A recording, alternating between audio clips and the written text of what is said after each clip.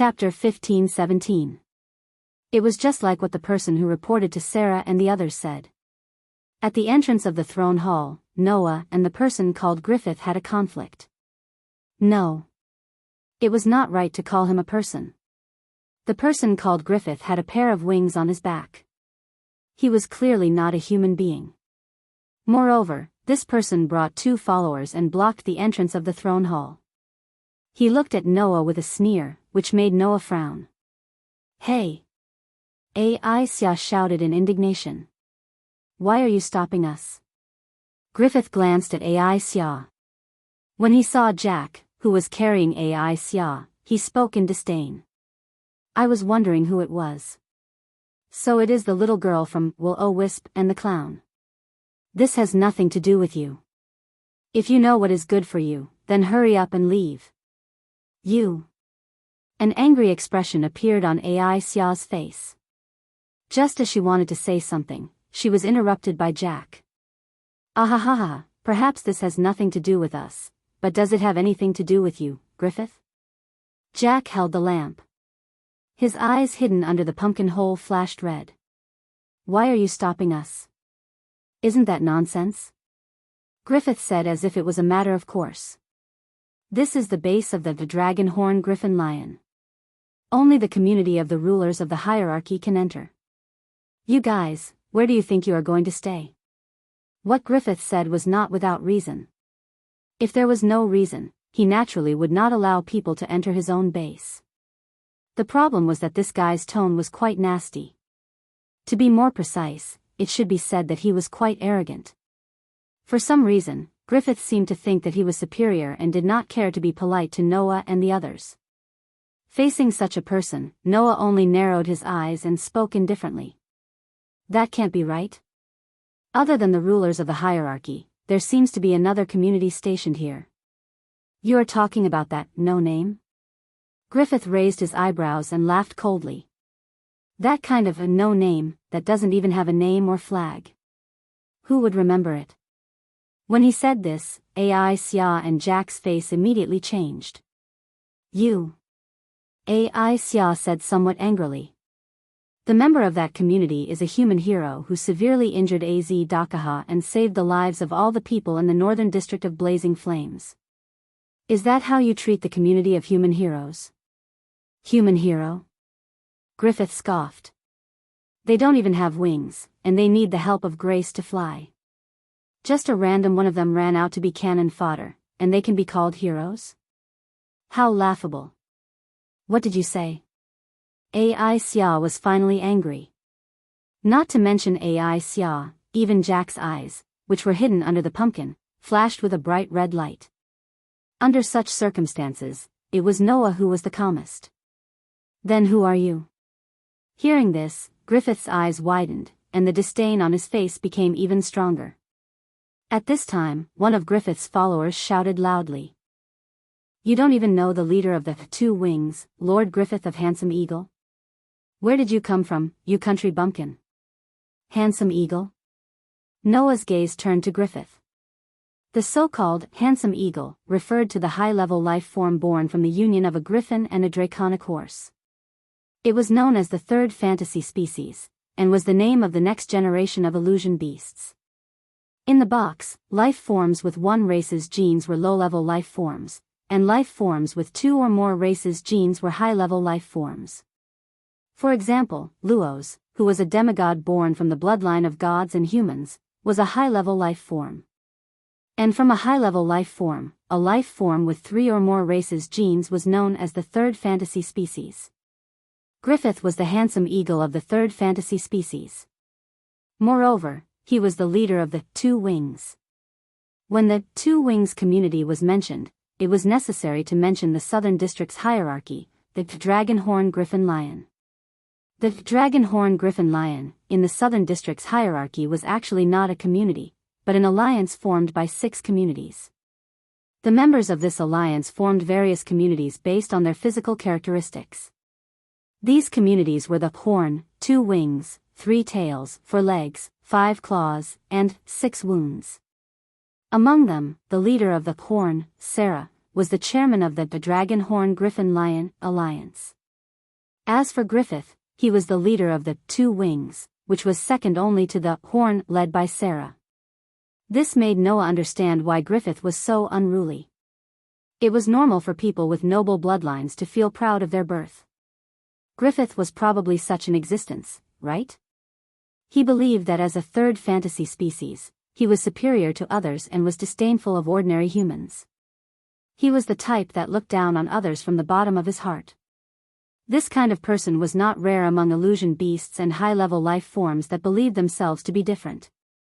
As a third fantasy species, Griffith seemed to have this quality. Even though it wasn't a quality that deserved compliments.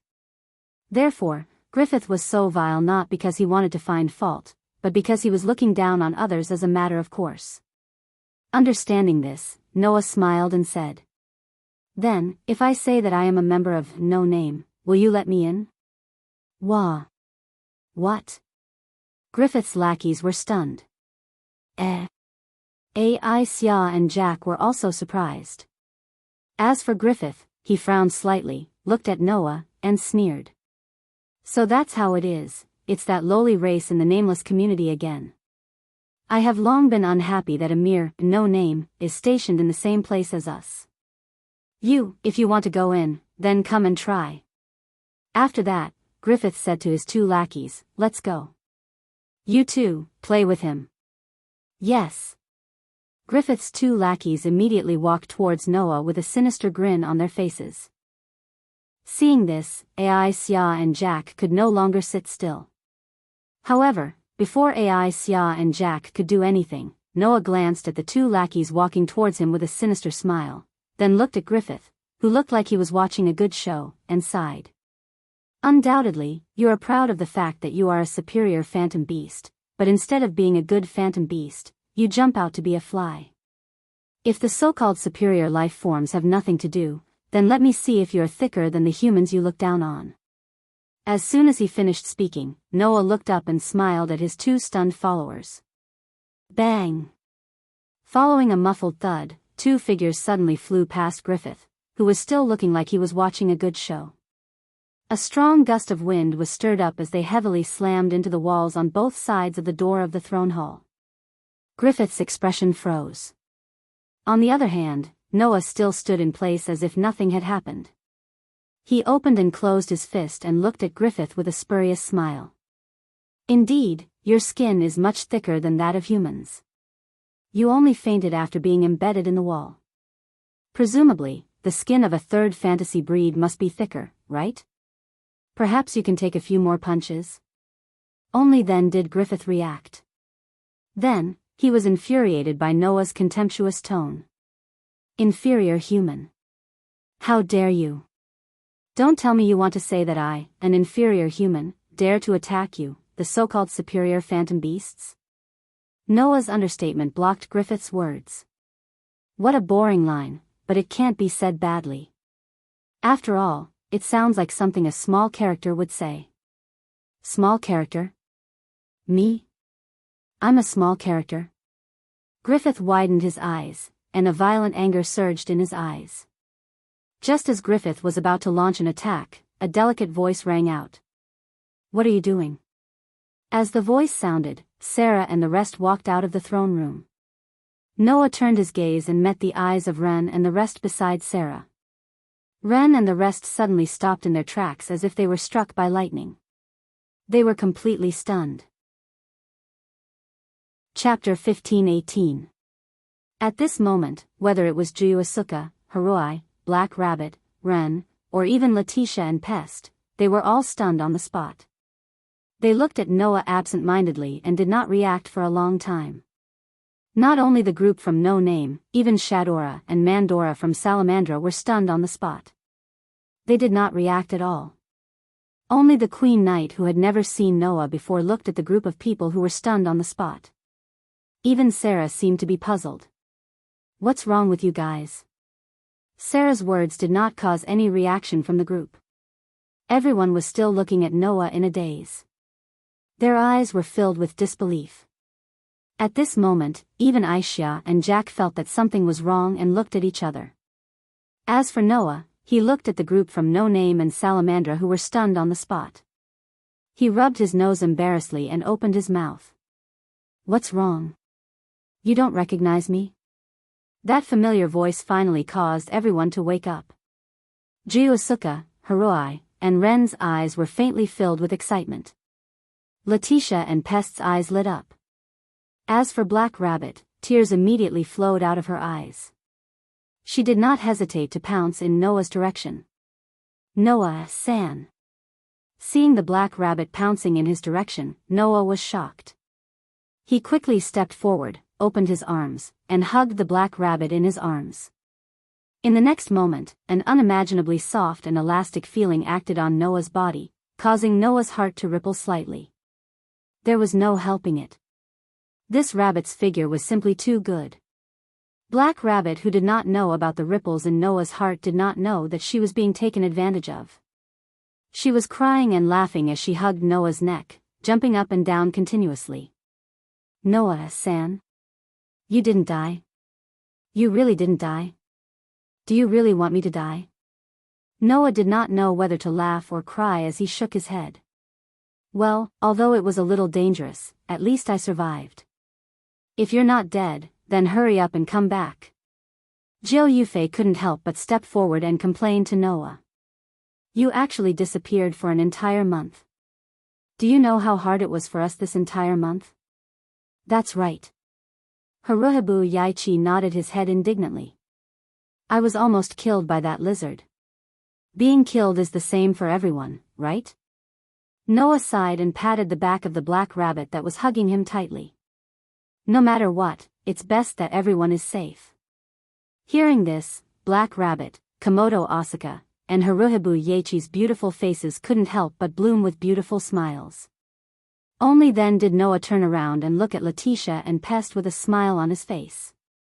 Thank you for your hard work, Letitia, Pest. There's no such thing.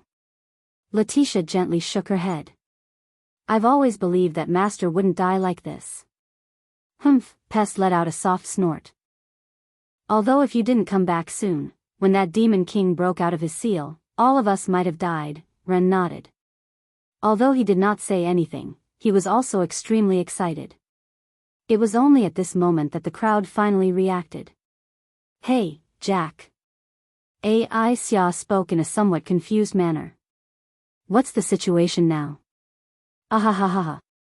Jack let out a witty laugh. However, there was a hint of excitement in his voice. It's nothing. It's just that this Mister who saved us has an even greater background than we imagined. Sarah looked at Noah with a somewhat astonished expression. He's that hero from No Name?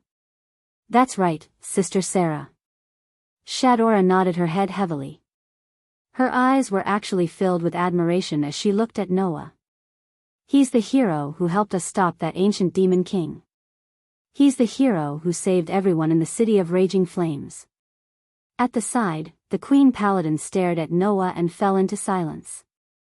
Seeing that everyone's attention was drawn away by Noah, Griffith, who was ignored, shouted angrily. All of you, get out of my way. I'm going to tear that lowly monkey apart. Griffith's roar finally reminded everyone of his existence. What's wrong? Sarah frowned. What happened? Ren and the others turned their gazes to Noah, their eyes filled with questions. Seeing this, Noah curled his lips and said, It's nothing. It's nothing. I've just been pestered by some blind flies. Fly? The anger in Griffith's heart was about to explode.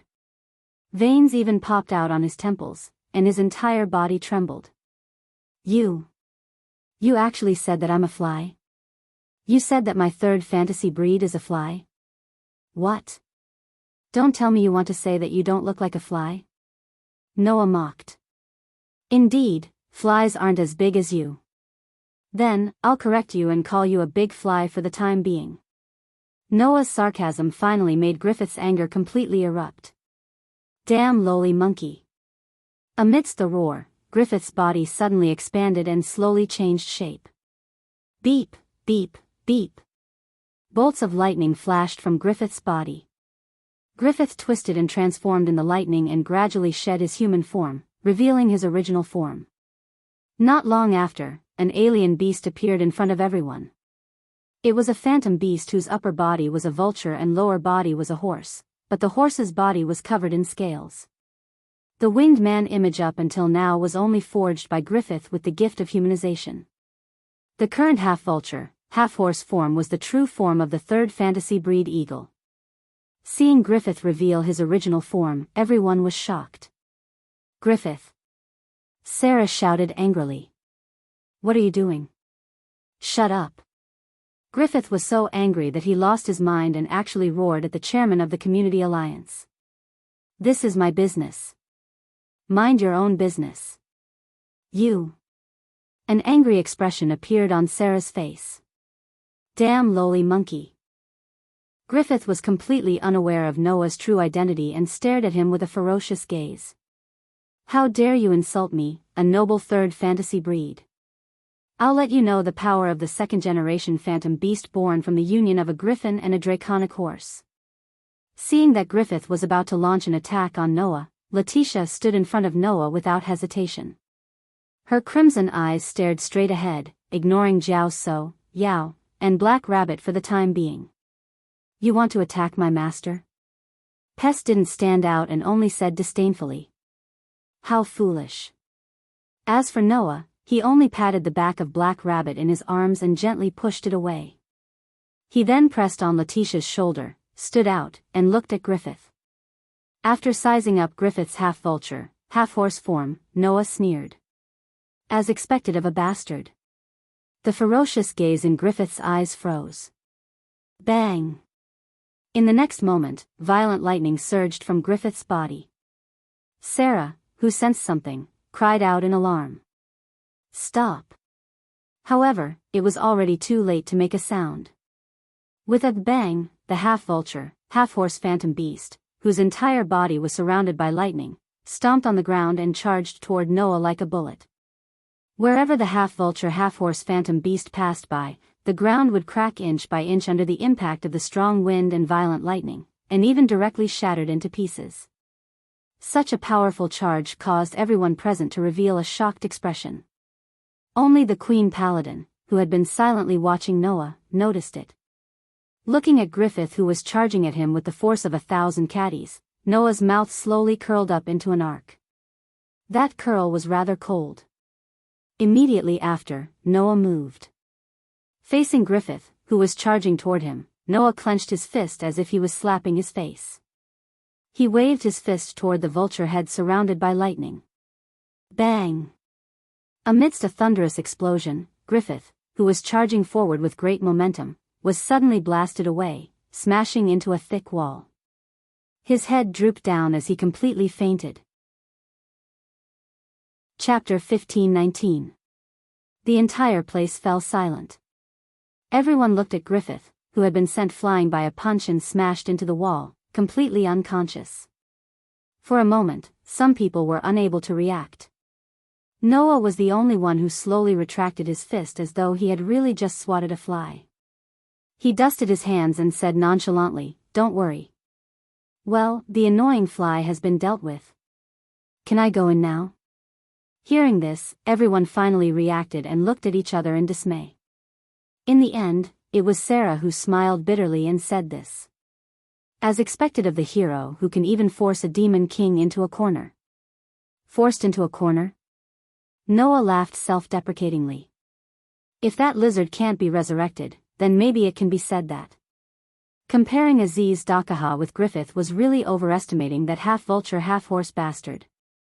In the world of the God Slayer, before the battle with Rama, Noah had already met the requirements to level up.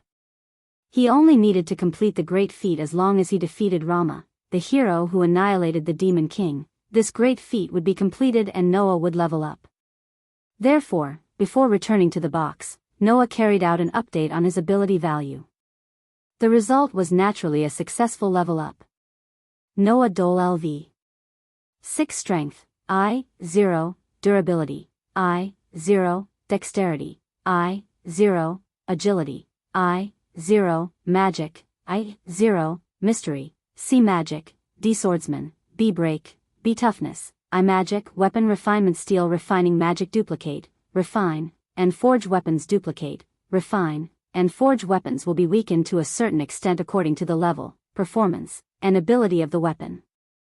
Duplicate, refine, and forge weapons will be maintained for a certain period of time according to the level, performance, and ability of the weapon. Swords protection permanent magic obtain permanent protection according to the attributes of the contracted spirit. Contract spirit as a sword spirit, obtain the protection of the sword spirit and weaken the physical attack on the body. The degree of weakening will increase or decrease according to the strength and ability of the target. Cold smelting quick attack magic gradually turn the target into steel. Once the tempering is successful, it will shatter into pieces. The tempering speed depends on the strength and ability of the target. Skills, protection from the world, a permanent skill. Equal to luck. Events that were directly related to luck would eventually lead to the most favorable outcome. After rising to LV6, Noah's physical ability has made a qualitative leap. If at LV5, Noah still needed to use strengthening magic to strengthen his body to have a physical ability comparable to 16 knights, then now, even if he did not use strengthening magic to strengthen his body, Noah's physical ability could compete with 16 knights. Under such circumstances, Griffith took a direct hit from Noah and had no chance of getting up.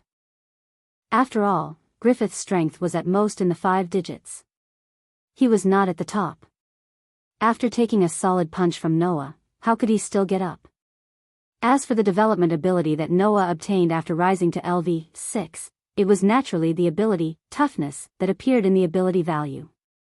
That was a developmental ability that could only be obtained if one survived a life-threatening injury. The effect of this development ability was to reduce pain and stimulate vitality when suffering a serious injury. This allowed Noah to maintain his best fighting strength no matter how serious the injury was and would not be affected by it. If Noah already had this development ability in the battle with Aziz Dakaha, the result would definitely be different. After all, when he was seriously injured by Aziz Dakaha, if he had the development ability, toughness, Noah could maintain his best condition and repel the lizard.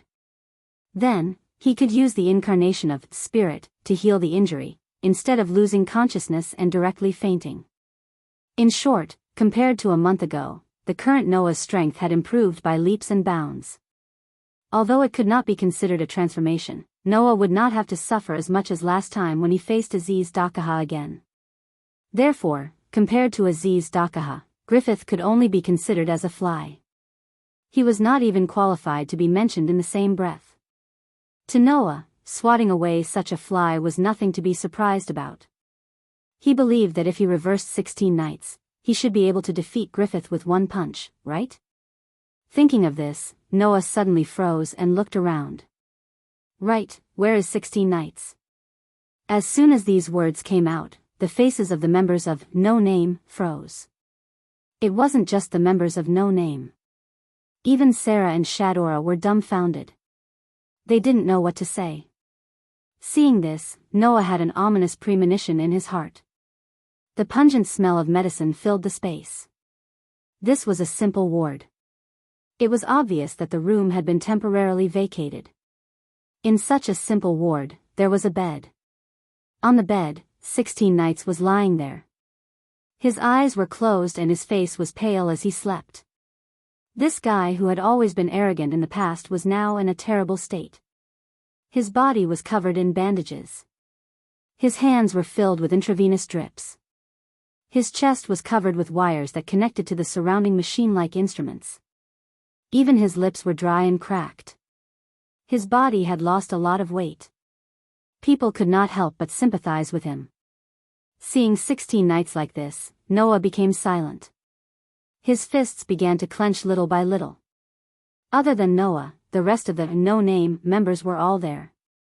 Seeing Noah fall into silence and slowly clench his fists, Jiusuka and Kazuhito did not know what to say. Letitia and Pest also did not say a word. Even Black Rabbit's face was gloomy. The atmosphere in the room became abnormally heavy. In the end, it was Ren who pulled himself together and said this sentence. In the battle with Aziz Dakaha, Mr. 16 Knights was the main force. He directly clashed with the Demon King. Just this sentence alone was enough to explain the situation.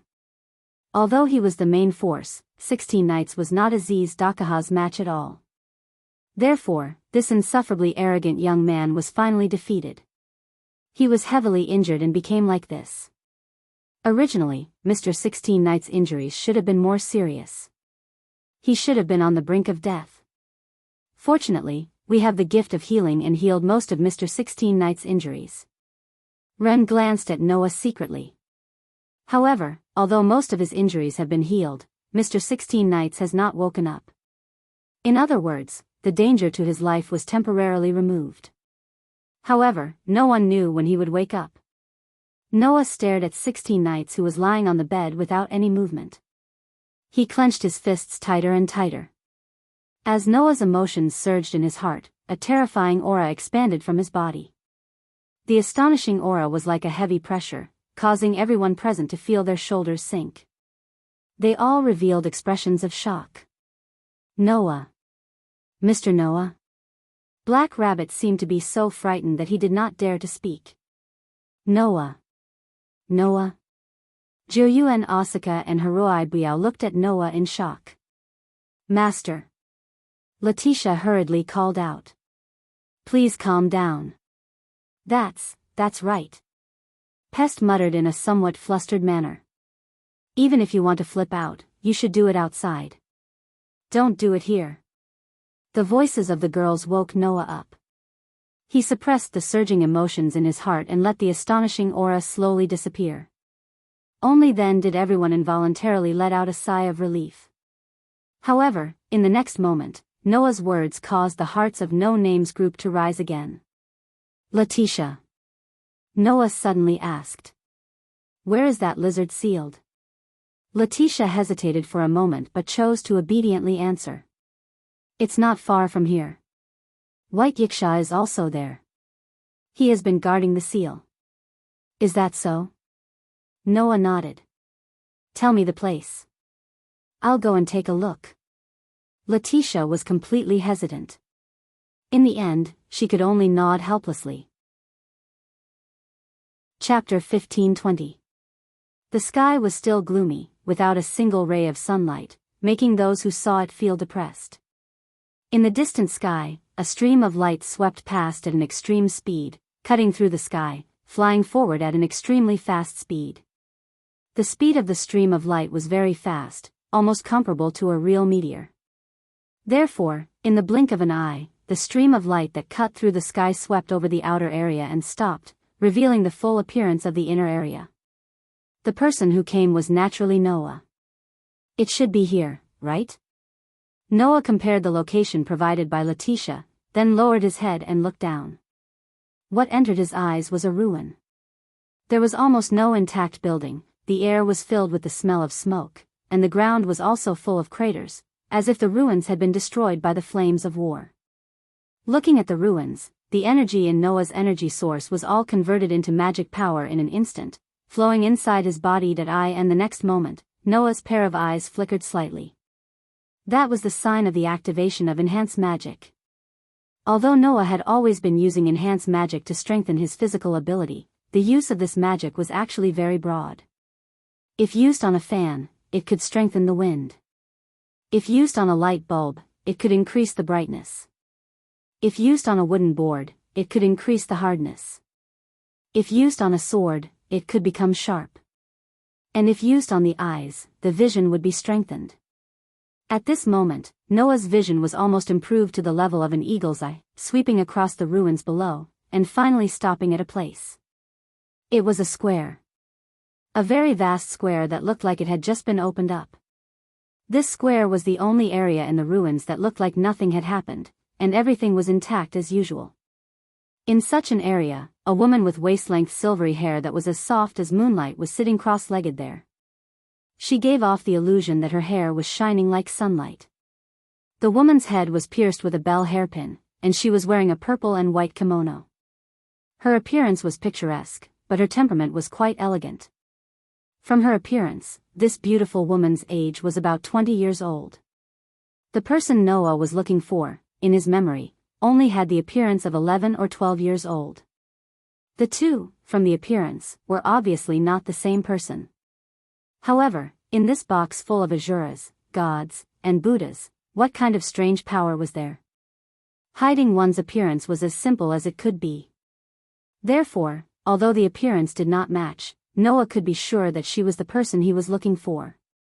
Thus, Noah slowly landed on the ground. The silver-haired woman seemed to have noticed something. She opened her eyes and looked in front of her. When she saw Noah standing in front of her, her eyes immediately widened and she exclaimed in shock. "You," Noah smiled helplessly when he saw the shocked expression on the man's face. "Let me tell you first. You didn't see wrongly, White Yiksha." Yes. The beautiful silver-haired woman in front of him was the sun's astral spirit White Yiksha. She had returned Yiksha's divine spark and retrieved all her powers as an astral spirit. She was an existence known as the White Night King. "You." The shock on White Yiksha's face turned into pleasant surprise. "So you didn't die?" "Just a little." Noah laughed bitterly. "Just a little. No matter how much you missed, it's best that you survived." White Yiksha felt joy from the bottom of her heart. "You beat that demonic dragon to the point where its heart was exposed, but failed to kill it. I thought you had really lost at the final moment." "In fact, I did lose." Noah spread his hands. "I lost to the human's final trial." "Lost to the human's final trial?" White Yiksha seemed to understand the meaning behind Noah's words as she looked at Noah with deep meaning. "That is to say, you didn't lose to Az Dakaha?" Noah smiled without a word. He lowered his head and looked at the ground. His dark eyes flickered slightly. "That lizard is now sealed underground, right?" "That's right." White Yiksha's expression immediately turned complicated. "I never expected that even with my authority as the organizer, I was unable to seal it permanently. Az Dakaha's ability has indeed exceeded my expectations. If even the famous White Night King says so, then it's right." Noah sighed. "From the looks of it, the two of us are in the same boat. We were both killed by that lizard when we thought there was no suspense. As expected of the human's final trial. However, even if it's the human's final trial, it should have come to an end, right?" White Yiksha said with an optimistic tone. "Since you didn't die, it won't be a big deal even if that demonic dragon breaks out of the seal." These words made Noah raise his eyebrows slightly. "You have that much confidence in me? To be able to force the human's final trial into a desperate situation, even if I can't say that I have confidence, I can still increase my chances of winning to the maximum." White Yiksha's tone became a little excited. "With you and the people of the Sky Army, we will definitely be able to defeat the human's final trial." Hearing White Yiksha mention the existence, Noah's eyes flickered again. The so-called Sky Army referred to the united community of gods whose purpose was to suppress the Demon King. The Demon King here did not refer to the kind of Asura gods that had fallen into depravity after abusing the organizer's authority. Instead, it was a true Demon King, a human's final trial like Az Dakaha. The human's final trial had the nature of killing gods. The gods that were killed by them would even have their existences wiped out. There was absolutely no way for them to be resurrected. Such an existence would naturally be seen as a great threat by the gods of various mythological systems. For this reason, the gods of various mythological systems formed an alliance and created a community whose purpose was to suppress the Demon King. That was the Sky Army. Every god in this community was an existence that was ranked in the top 3. One could imagine how powerful this community would be. If the community of the Sky Army formed by various gods was really mobilized, the situation would definitely be much better than having a group of 5-digit leaders to fight against the Demon King. If that was the case, it was no wonder that White Yiksha had high hopes for the Sky Army. However, Noah was silent for a while before suddenly speaking. "Will the so-called Sky Army really be mobilized?" This sentence stunned White Yiksha as expected. "You," White Yiksha said with some uncertainty. "What do you mean by that?" "It's just the literal meaning." Noah looked straight at White Yiksha. "Will that Sky Army really be mobilized to deal with Az Dakaha? Aren't you asking the obvious?" White Yiksha frowned. The Sky Army that is ranked in the top 3 is a community that exists to suppress the oldest demon king. Now that Az Dakaha has appeared, how could they not? Before White Yiksha could finish his sentence, Noah interrupted him. It's been a month since Az Dakaha broke out of the seal. It's been a whole month. If the Sky Army was really going to be mobilized, they should have appeared here a long time ago. Why is there no sign of them until now? This. White Yiksha was suddenly stunned and said with some confusion. Perhaps it's because of some unforeseen event. Unforeseen event? Noah pursed his lips. Perhaps that's the reason. But even if there's an unforeseen event, there should be some news about it in a month's time. But so far, none of the existences that are above 3 digits have appeared. Don't you think it's a bit strange? Strange? White Yiksha immediately felt uneasy. You mean, don't you understand? Noah glanced at White Yiksha and said word by word. Then I'll make it clear. No matter what happens, the Sky Army will not be mobilized. Before Bayasha could react, a voice suddenly rang out. He's right. White Night King, the Sky Army will not be mobilized.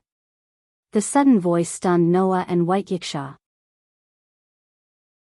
Chapter 1521. Long time no see, White Night King. With such a voice, a figure suddenly appeared in the square with a gust of wind without any warning. I can't remember when was the last time we met, but I didn't expect that we would meet again in such a manner. If possible, I really want to complain to someone. The person who said this was a young girl. She had golden hair like the rice ears on the earth, a pair of deep green gem-like eyes, and a rather petite figure. She looked to be only 13 or 14 years old. The young girl's appearance was rather lovable. If she squeezed out tears, even the most heartless criminal would be soft-hearted. However, it was such a lovable girl who not only carried a heavy steel rod in her hand, but also had an awe-inspiring expression in her eyes. Even her entire body carried a kind of otherworldly temperament, causing people to be unable to help but look askance at her. Noah and White Yiksha both turned their gazes to the young girl. Looking at the young girl carrying the heavy steel rod, for some reason, Noah felt a familiar but very strange feeling. The reason why he said it was familiar was because Noah felt that he seemed to know this young girl. The reason why he said it was strange was because Noah felt that this young girl seemed to be different from what he knew. Under such circumstances, Bayasha let out a cry of surprise. The great sage, heaven's equal, Sun Wukong? As soon as he said that, even Noah's eyes widened to their widest point. The great sage, heaven's equal, Sun Wukong. Noah was indeed very familiar with this name. Not only was he familiar with it, but in the world of God Slayer, Noah had slain Ape God, who had this name twice and sent him back to the myths. However, it was precisely because of this that Noah felt strange. The great sage, heaven's equal, Sun Wukong? How could that monkey be such a cute young girl? Of course, as 2 completely different worlds, it was not surprising that the great sage, heaven's equal in this world existed in such an image. However, when the name of the great sage, heaven's equal, Sun Wukong, was mentioned, no one in the square would not be surprised. This was because Sun Wukong, the great sage equaling heaven, was the head of the 7 heavens great sage, the first of the 7 great demon kings. 7 heavens great sage. They were referring to the 7 demon kings in the famous mythological story, Journey to the West. Unlike the great sage equaling heaven in the world of the God Slayer, the great sage equaling heaven in this world was neither a monkey monster nor a god. Instead, it was a unique half-star spirit that was born in the center of the earth and transported to the ground through the eruption of an underwater volcano. The so-called half-star spirit, in a nutshell, referred to the star spirit's reserve. They were born with the grace of the planet. In order to protect the land that gave birth to them, they would be given an innate mission. After tens of thousands of years, they would complete their mission and finally awaken as complete star spirits. The great sage, heaven's equal, was such an existence. However, this half-star spirit was separated from the center of the planet due to a change in the Earth's crust. It was washed up to the surface and was born on the peak of the mountain of flowers and fruit. Thus, it was not given the mission of becoming a half-star spirit and could not be awakened as a complete star spirit. However, even so, the great sage, Heaven's equal, was still one of the strongest star spirit candidates. His strength was unquestionable. In terms of pure fighting strength, the great sage, Heaven's equal, was not inferior to the main gods of the various god groups. In this way, she was given a 3-digit status in the box court. However, just like what was recorded in Journey to the West, the great sage, Heaven's equal, had a falling out with the gods. In ancient times, he had started a fierce battle with many god groups. Before and after that battle, the 6 demon kings recorded in Journey to the West, who agreed with the great sage, Heaven's equal's ideals and were willing to fight for him, became sworn brothers with him. They formed an alliance to fight against the heavens together. That alliance was the 7 Heavens Great Sage. The 7 demon kings under the 7 Heavens Great Sage each called themselves Great Sage. The Great Sage, Heaven's equal, Sun Wukong. The Great Sage, Heaven's equal, Bull Demon King. The Great Sage, Ocean Cover, Dragon Demon King. The Great Sage, Chaotic Heaven, Rock Demon King. These were all famous demon kings in Journey to the West. As for the other 3, one was wandering in a foreign land, while the other 2 died in a great battle with the Jade Emperor and other Taoist gods. Even their souls were suppressed in hell, never to be reincarnated. Even so, the great sage, Heaven's equal, still teamed up with the remaining 4 demon kings and turned the heavens upside down. They killed their way up to the 3-digit level of the heavens before finally being defeated by Shakyamuni and being imprisoned for 500 years. Later, the great sage, Heaven's equal, took Xuanzang Sanzang as his master and went to India to seek the true scriptures and convert to Buddhism. This was a legacy that everyone knew. In other words, this seemingly weak girl had once led several demon kings in a fierce battle with many god groups in the upper echelons of the heavens. In the end, she even killed their way up to the 3-digit level, an existence that countless gods feared. How could Noah not be shocked? If Noah was shocked, White Yiksha was even more shocked. Seeing Noah and White Yiksha's extremely shocked expressions, the great sage, Heaven's equal, scratched his head and complained. That's why I said, why do you have to send a notorious person like me to carry out such a thankless task? The great sage, Heaven's equal's complaint finally made Noah and White Yiksha react. White Yiksha immediately spoke in shock and doubt. Why are you here? The one who answered White Yiksha's question was not the great sage, Heaven's equal, but Noah. Didn't you hear it just now? Noah looked at the great sage, Heaven's equal, with a faint smile. I'm here to carry out a thankless task. Task? The surprise on White Yiksha's face finally faded and he frowned. What's going on? Hearing this, the great sage, Heaven's equal, raised his eyes and looked at White Yiksha with a pair of clear eyes. It was as if he could not see Noah at all as he spoke in an emotionless tone. White Night King, I'm here to take you back. Take me back? White Yiksha was startled at first, but then he understood. Originally, as an existence with more than 3 digits, White Yiksha could not interfere with the order of the lower levels of the box court. However, in order to protect the order of the box court, White Yiksha voluntarily converted to Buddhism and obtained a godhead. He suppressed his original strength and obtained the opportunity to go to the lower levels and become the ruler of the hierarchy. Now, White Yiksha had already returned the godhead. Of course, he could not continue to stay here. The great sage, Heaven's equal, was here to take White Yiksha back. Wait. Wait a minute. White Yiksha hurriedly said. Now is not the time. The humans have not been defeated in the final trial. There's no need for that. The great sage, Heaven's equal, suddenly said. The gods of the upper class have decided to abandon the existing human history, destroy this box court world, and build a new box court. Only those with a population of more than 4 digits have the right to move to the new box court. Those with a population of less than 4 digits and lives will be abandoned. The declaration was like a bolt from the blue, leaving White Yiksha completely dumbfounded on the spot. I see. Is that why the Sky Army hasn't moved? Noah sneered. Because they don't want to defeat AZ Dakaha at all. Instead, they are prepared to use the entire box court as AZ Dakaha's cage and abandon it altogether. Impossible. White Yiksha could not help but raise his voice. Then, he stared at the great sage, Heaven's equal. How can such a thing happen? Faced with White Yiksha's stare, the great sage, Heaven's equal announced with an attitude that seemed to be able to strangle all personal feelings. White Knight King, don't take any chances. The lower levels are hopeless. Existences with more than 4 digits have already agreed to abandon the current box court and build a new one. If you want to open up a new world, you need more than half of the sun's sovereignty. Therefore, the upper level has asked me to take you back. This sentence completely shattered White Yiksha's hopes of luck. Stop joking. Following White Yiksha's angry roar, a terrifying pressure rose from his body and turned into a substantial shock wave.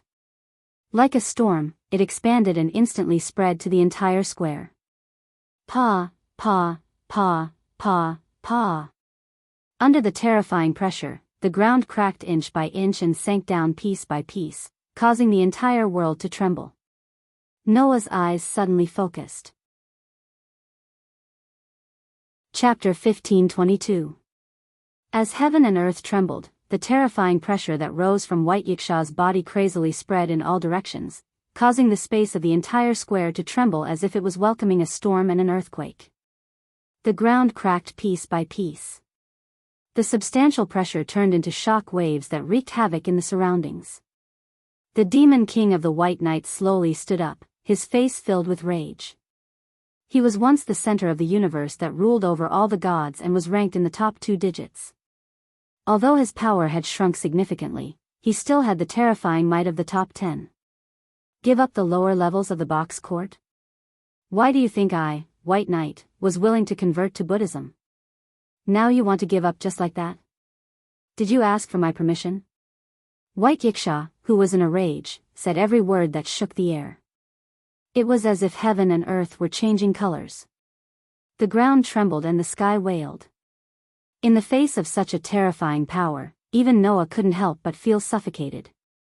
His entire body tensed up, and only then did he manage to maintain his figure and not be pushed back by the shockwave that shook and turned into a substantial form. Although Noah could match an existence in the triple digits if he went all out, White Yiksha was obviously much more terrifying than that.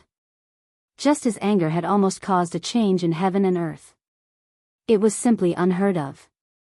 On the other hand, the great sage, Heaven's equal, who was a half-star soul, did not seem to feel anything. He continued speaking with a normal expression. It's useless, White Knight King. The god groups in the upper levels have already agreed to the plan to create a new box court. Even if you don't agree, it's useless. Those guys will not send the Sky Army to deal with AZ Dakaha. In that case, I don't need the help of those idiots. White Yiksha was furious. I will bring down AZ Dakar. No, you can't do it. You know this best. You even used your authority as the organizer, but you still can't do anything to AZ Dakaha. You can no longer threaten that devil dragon. The great sage, Heaven's equal, pointed out the crux of the matter. Moreover, if you make such a choice, the enemies you will face will not only be the humans in the final trial, but also all the gods above the 3-digit number. After all, they must obtain the sovereignty of the sun from your hands, or else the new box court will not be able to be established. Those fellows want to seize the sovereignty of the sun from my hands? White Yiksha was so angry that he laughed. It seems that I've been abiding by the law for too long. Those guys who didn't even dare to breathe in front of me have forgotten that I also have a temper. Very well, bring all those B** stars here. Let's see whether they can do anything to me. As Bayasha's emotions became more and more agitated, his soft, waist-length silver hair began to undulate slightly, emitting a sun-like radiance and heat.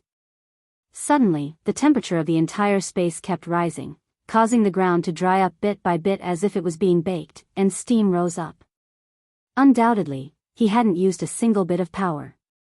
Just the fluctuations of his emotions had caused such a commotion. The top 10 sun star spirits were indeed terrifying. Furthermore, White Yiksha had more than half of the sun's sovereignty. With 14 suns' sovereignty as a foundation, the threat that White Yiksha could unleash was definitely not inferior to Az Dakaha. It was the same even if he was facing a million gods. As the great sage, Heaven's equal, who had once caused a commotion in the heavenly realm and made many gods fear him, Sun Wukong naturally understood White Yiksha's abilities. Regarding this, the great sage, Heaven's equal, only looked at White Yiksha, who was trembling with a violent aura, and spoke softly.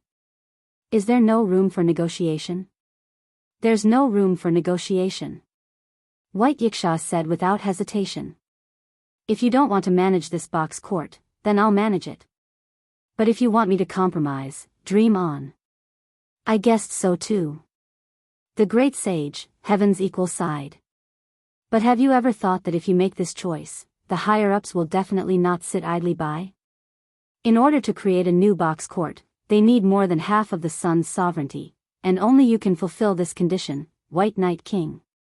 At that time, those fellows who have already given up on this box court will definitely not mind coming out in full force and causing the entire box court that you cherish to collapse. Saying this, the great sage, Heaven's equal, looked straight at White Yiksha. At that time, those you love will definitely all suffer misfortune. Coupled with the threat of Az Dakaha, White Knight King, do you think you have a way to protect the box court between these two? White Yiksha's expression instantly became extremely ugly. However, it had to be said that the great sage, Heaven's equal, had hit the nail on the head. Az Dakaha alone was enough to bring unimaginable disaster to the entire box court. If at this time, there were also the attacks of the 3-digit number of gods in the box court, then even if White Yiksha had the power to contend with them, what could he do? The so-called being unable to split himself up referred to this. Even if it was White Yiksha, there was no way to deal with the 3-digit number of Azura gods one by one while dealing with Az Dakaha. At that time, by the time White Yiksha settled everything, the box court would have been ravaged to the point of being riddled with holes and countless casualties. Now, just to maintain Az Dakaha's seal, you have no way to leave this place, right? The great sage, Heaven's equal, said extremely calmly. Under the situation where you can't leave this place, do you have a way to stop the higher-ups from causing trouble? White Yiksha's expression became uglier and uglier, and his eyes began to show unsettled emotions. Seeing this, Noah frowned deeply, and his dark and deep eyes became cold. As for whether the so-called Sky Army wanted to come to support, Noah did not care at all. Because from the very beginning, Noah had already made up his mind. He would be the one to bring down Az Dakaha. In that case, whether the Sky Army came or not did not matter at all. Therefore, Noah was not as angry as White Yiksha. Didn't the gods in the upper echelons plan to abandon the box court because of the threat of Az Dakaha? Then Noah would completely crush this threat, protect the box court, and give them a hard slap. That would be enough. However, if those guys intended to become a threat themselves, then it was a different story. In the box court, there were also companions and friends that Noah valued. If the gods of the upper level intended to harm them, then Noah would be like White Yiksha and personally deal with those bastards. Thinking of this, just as Noah was about to stand up and say something, White Yiksha suddenly turned his head and looked at Noah, his eyes flashing with determination. Clang! It was also at this moment that White Yiksha's entire body bloomed with dazzling light. Seeing this, the great sage, Heaven's equal's gaze turned cold, and he held the steel rod on his shoulder tightly in his hand. Obviously, the great sage, Heaven's equal, thought that White Yiksha was about to make a move. Not to mention the great sage, Heaven's equal, even Noah thought that White Yiksha was about to make a move. However, what happened in the next second shocked Noah and the great sage, Heaven's equal. Wang! From the dazzling light that bloomed from White Yiksha's body, balls of light that resembled suns suddenly flashed and rushed out at an extreme speed in a certain direction. Noah was standing there. What? The great sage, Heaven's equal, was shocked. Noah's expression also changed. Noah did not expect that White Yiksha would suddenly attack him. As a result, when Noah reacted, the balls of light had already rushed in front of him. In the end, Noah could only raise his hand reflexively and block in front of him. However, when the balls of light touched Noah's body, they were like water, merging into Noah's body bit by bit. This scene stunned the great sage, heaven's equal at first, then he thought of something and his expression changed abruptly. Could it be, on the other side, after the balls of light merged into his body, Noah immediately discovered it. In the depths of his heart, on the stone plate in the center of the universe sea, engravings began to appear one by one in the imprint of the sun. Originally, in the sun, there was only a roaring lion and a divine dragon. However, at this moment, other engravings appeared one after another, equally dividing the area in the sun with the lion and the divine dragon. In the end, there were a total of 14 such engravings. Noticing this, Noah finally understood. Chapter 15:23. With a trembling sound, the faint radiance emitted from Noah's body began to dissipate. However, both Noah and the great sage, heaven's equal, looked at Yasha in disbelief. White Yiksha. Noah muttered in disbelief. I'm sorry, kid, White Yiksha said apologetically and helplessly. Just as the great sage said, I'm in a very awkward situation now. Therefore, I can only place my hopes on you. Is there any hope? Great sage equaling heaven laughed bitterly. He looked at Yasha with condemnation. For the sake of a single hope, you actually gave the most precious sun sovereignty to this brat. That's a total of 14 sun sovereigns. Isn't that a little too generous? That's right. Just now, the balls of light that appeared from White Yiksha's body and merged into Noah's body were sun sovereignty. The White Yiksha had actually transferred all the sovereignty of the sun that he controlled to Noah. A full 14 sun sovereignty. Therefore, in the sun in the center of the stone plate that was branded in Noah's heart, apart from the Leo constellation that represented the 12 zodiac signs and the 12 equatorial stars, there were 14 more engravings. Those engravings each represented a sun sovereignty. In other words, at this moment, Noah controlled 16 sun sovereignty. He controlled 2/3 of the 24 sun sovereignty. In this way, how could Noah and the great sage not be surprised by White Yiksha, who had given away 14 sun sovereignty in one go? This was especially so for Noah. When he sensed the power of the various sun sovereigns residing in his body, he was at a loss as to how to react. Only White Yiksha seemed to have put down a heavy burden and smiled sweetly. Although the sun sovereignty is precious, to me, this box is more precious than the sun sovereignty. For this box, even if I give up all the sun sovereignty, so what? But you're harming this young man. The great sage, heaven's equal, was a little angry. The sovereignty of the sun is precious and special. It is something that even the gods of the heavenly realm pursue. In terms of preciousness, even the another cosmology at the center of the pantheon cannot compare to it. Such a gift, if any one of them were to appear, could cause the various pantheons to vie for it. In the past, it was because so much of the sovereignty of the sun was held by you, the White Night King, that others did not dare have any ideas. Now, you have bestowed all of them to a human. Aren't you bringing disaster to him? Wasn't that so? For the sovereignty of the sun, the Demon King Alliance did not hesitate to attack the east, south, and north regions in an attempt to kill all the rulers of the hierarchy and occupy the position of the full ruler of the hierarchy. This was because if one sat in the position of the leader of the hierarchy, they would be able to obtain the sovereignty of the sun. For the sake of sovereignty over the sun, Gajiel had not hesitated to break the seal of humanity's final trial, plunging the entire box court into an abyss of suffering. This was because there was a sun sovereign in Az Dakaha's seal. Now, for the sake of sovereignty over the sun, the various pantheon had sent the great sage, heaven's equal, to find White Yiksha and did not hesitate to declare war on him. One could imagine how precious the sovereignty of the sun was. Just as the great sage, heaven's equal, had said. In terms of preciousness and uniqueness, the sovereignty of the sun was even above the another cosmology. Therefore, for a long time, only the White Yiksha and the Queen of All Saints could openly hold multiple sun sovereigns without being coveted by the major god groups. There were only 4 sun sovereigns that were wandering in the human world. Now, White Yiksha had given Noah the sun's sovereigns that even the various pantheon coveted. Furthermore, there were as many as 14 of them. This would definitely cause the greed in the hearts of the various pantheon to erupt. Especially now that more than half of the sun's sovereigns were needed to create a new box court. Noah, who held all the sun's sovereigns given by White Yiksha, would definitely become the target of all the pantheon. If things went wrong, Noah would become the hunting target of all the Asura gods and Buddhas in the box court. This was undoubtedly harming others. After all, an ordinary man was innocent, but treasuring a jade ring was a crime. It was impossible for White Yiksha not to understand this. Therefore, White Yiksha glanced at the extremely angry great sage, Heaven's equal.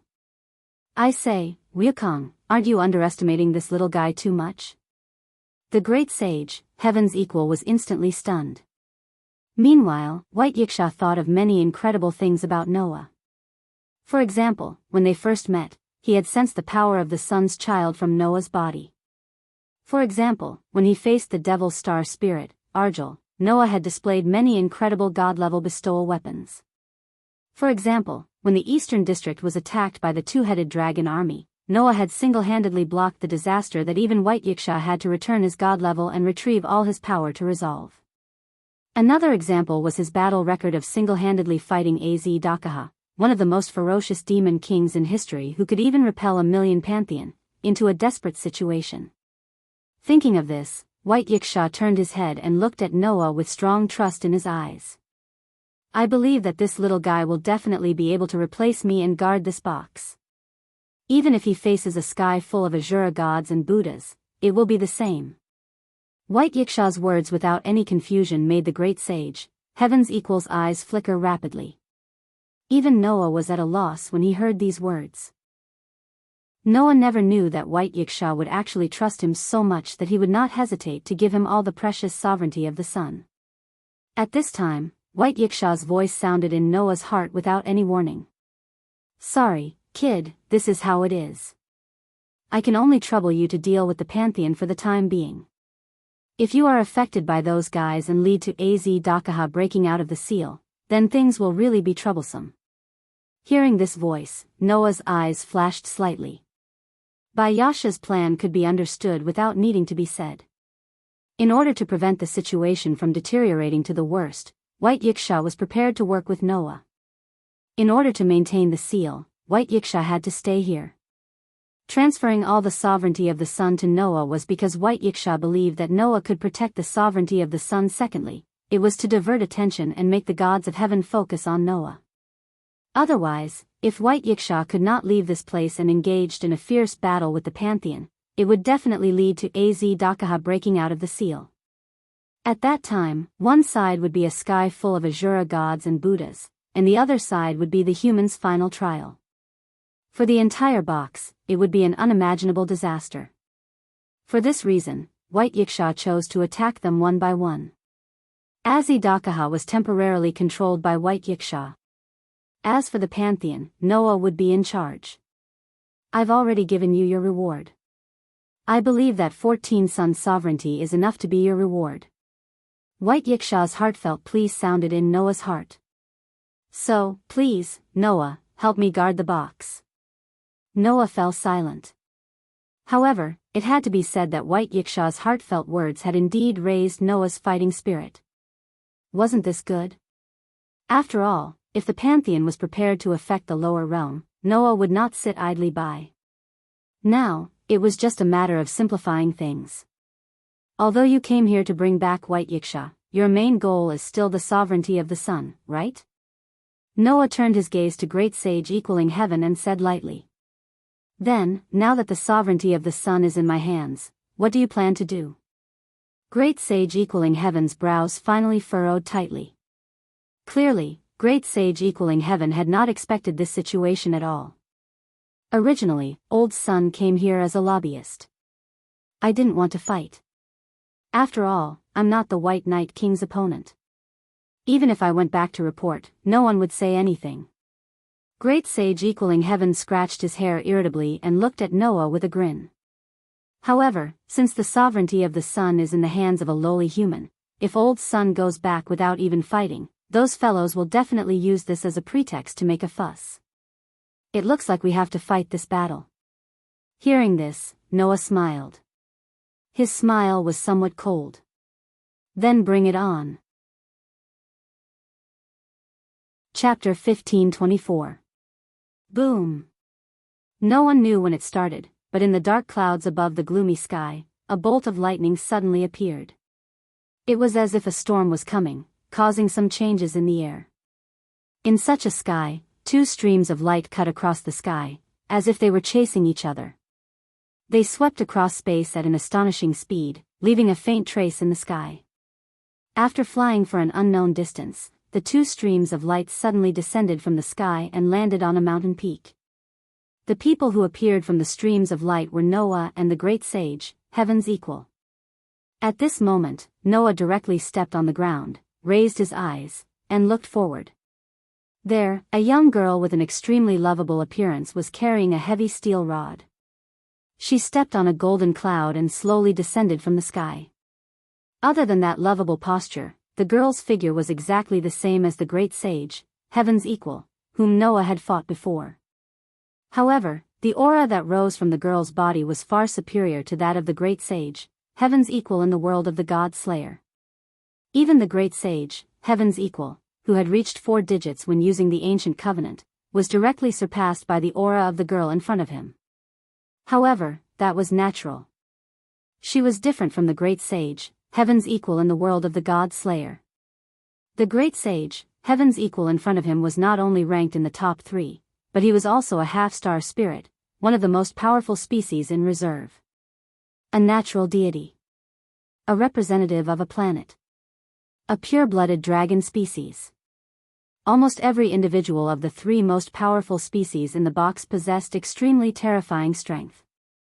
Moreover, they were born with it. The existence of these 3 most powerful species, even the weakest, could reach 4 digits in strength.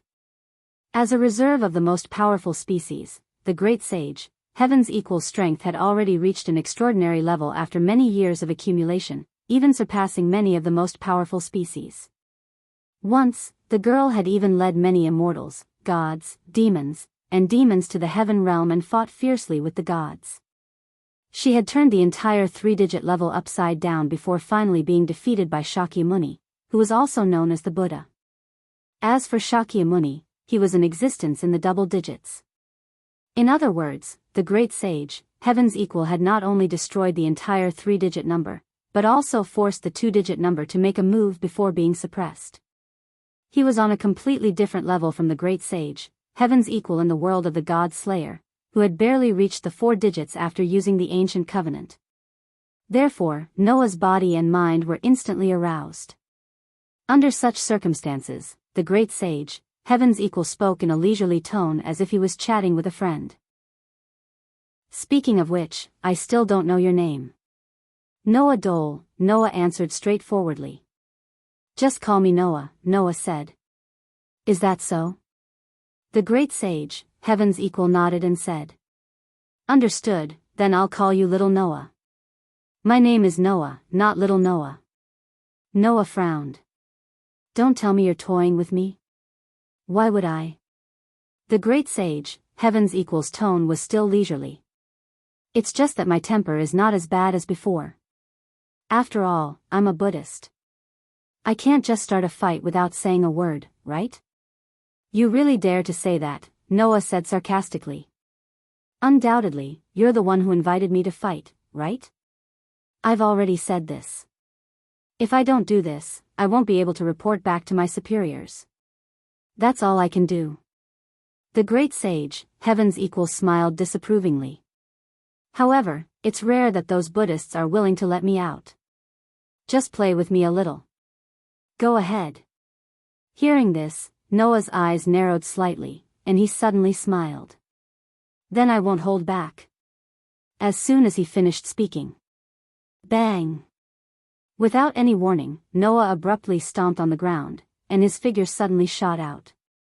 He unleashed an astonishing explosive force, and with the impact of a savage beast, he shot towards the great sage, Heaven's equal. You're quite fast. The great sage, Heaven's equal stared at Noah, who was charging towards him, and a flower-like smile appeared on his face. What a pity. Compared to my somersault cloud, you're still far from it. After saying that, the great sage, Heaven's Equal, clenched the steel rod in his hand tightly. An extremely powerful aura surged from his body. At this moment, Noah could clearly feel it. From the great sage, Heaven's Equal, there was an unprecedentedly strong sense of oppression. Noah had only felt this kind of oppression from 4 people. The infinite dragon god Orpheus. The sun star spirit White Yiksha. The human's final trial Azidakaha. The hero who annihilated the demon king Rama. This seemingly weak girl in front of him gave Noah a sense of oppression that was on par with these existences. Immediately, Noah's pupils shrank slightly. At this moment, the great sage, Heaven's Equal, moved. Whoosh! Accompanied by a sharp sound, a steel rod pierced through space at an extremely shocking speed, directly stabbing towards Noah's chest. Noah did not even see clearly when the great sage, Heaven's Equal, had stabbed the Rui Jingu Bang. The steel rod had already pierced through space and was in front of him. The hair on Noah's body began to stand on end. Originally, Noah had thought that with his current level 6, with his current physical ability, he would be able to hold on for a while. Now it seemed that Noah had underestimated the great sage, Heaven's Equal. In terms of combat ability, the great sage, Heaven's Equal, was very likely above Orpheus, the 3-headed dragon, and Rama, who had the strength of 7 god slayers, through the ancient covenant. It was no wonder that the upper class of gods would send the great sage, Heaven's Equal, alone to confront the White Knight King, who was ranked in the top 10 of the box court. Understanding this, Noah did not hesitate to chant the spirit of words. Fear those with wings. Evil people and strong people fear me with wings. My wings will bring you a curse. Evil people will not be able to hit me. Every time Noah went to a world, he would need a period of time to adapt before he could use his authority. However, in this world, Noah's authority had already been adapted to by the world, and he did not need to adapt again. Therefore, although it had been less than a day since he returned to this world, Noah could unleash 100% of his combat ability. Understanding the threat of the great sage, Heaven's Equal, Noah did not hesitate to use Phoenix. Whoosh! In the next moment, Noah's figure suddenly moved half a meter to the side. The heavy steel rod was like a bolt of lightning, heavily stabbing the afterimage left behind by Noah, directly tearing it apart. He dodged it. The great sage, Heaven's Equal, seemed a little surprised. Obviously, in the eyes of the great sage, Heaven's Equal, that attack just now was enough to knock down Noah. After all, the great sage, Heaven's Equal, had seized the moment when Noah entered the attack range of the Rui Jingu Bang. Then, with a speed of only 0.01 seconds, there was no opportunity or time to dodge. Unexpectedly, Noah had dodged it. Not only that, but Noah's speed had also increased to an astonishing level, and even the great sage, Heaven's Equal, could not catch him. Interesting. The great sage, Heaven's Equal's eyes began to flash with fire. It was the eyes of fire and gold. Therefore, this time, the great sage, Heaven's Equal, successfully captured Noah's trajectory. Take another strike from old son. The great sage, Heaven's Equal, laughed loudly, and the steel rod in his hand turned into a slender shadow. From top to bottom, it instantly tore through the air and smashed heavily on the head of Noah, who was moving at lightning speed. If the great sage, Heaven's Equal's Rui Jingu Bang was like a heavy hammer that could kill with a single strike, then the Rui Jingu Bang in the hands of the great sage, Heaven's Equal, was like a long whip, soft and long. Undoubtedly, it was the same weapon, but the great sage, Heaven's Equal, had actually used both hard and soft. Just this alone showed how amazing the great sage, Heaven's Equal's martial arts were. Of course, the great sage, Heaven's Equal, who was so skilled in martial arts, would definitely have an ultimate technique on the same level as the Eye of the Heart. Therefore, Noah could not dodge this attack at all. All evildoers, be afraid of my power. Now, I shall have the majesty of 10 mountains, the strength of 100 rivers, and the strength of 1,000 giant dragons. The majestic me shall raise the ferocious power to slay dragons. A wave of crimson air billowed from Noah's body, turning into the shadow of a dragon, and shrouded Noah's entire body. Dang! Following a loud sound, the Rui Jingu bang smashed onto the dragon's shadow, and a terrifying shockwave rippled out. Pung! The astonishing strength smashed Noah directly into the ground, causing the ground to explode. Chapter 1525. Pung! At this moment, the entire mountain shook. Kacha, kacha, kacha. A crack suddenly appeared on the top of the mountain and spread all the way down. In an instant, it spread to the middle of the mountain and was still spreading downwards. Not long after, the crack ran through the entire mountain. Rumble. As a result, the entire mountain seemed to have been split into two halves and slowly separated. Amidst the wailing of the air and the trembling of the earth, it fell towards the ground. Dong! Amidst the deafening roar, the mountain heavily smashed into the ground, stirring up countless gravel and sand that wreaked havoc in this part of the world. Stepping on the somersault cloud, the great sage, Heaven's Equal, looked down at the collapsed mountain and scratched his head like a child who had caused trouble. Oh no, I was careless and forgot to restrain my strength. Although he said so, the great sage, Heaven's Equal, really treated the exaggerated shaking scene in front of him as a child who had accidentally broken a piece of furniture. He looked as though he had caused trouble. Obviously, for the great sage, Heaven's Equal, who was ranked in the top 3 and had once turned the entire heaven realm upside down, this level of destruction was really just this level. It was just the strength of one smash. With just one smash, the Rui Jingu bang of the great sage, Heaven's Equal, who was a half-star spirit, easily smashed the entire mountain until it cracked and collapsed. That power was simply ridiculously strong. However, Noah was also not easy to deal with. Pung! Under the collapsed mountain, an explosion suddenly sounded and shook the entire space. A figure shot up into the sky from the collapsed mountain, causing the heavy mountain to explode.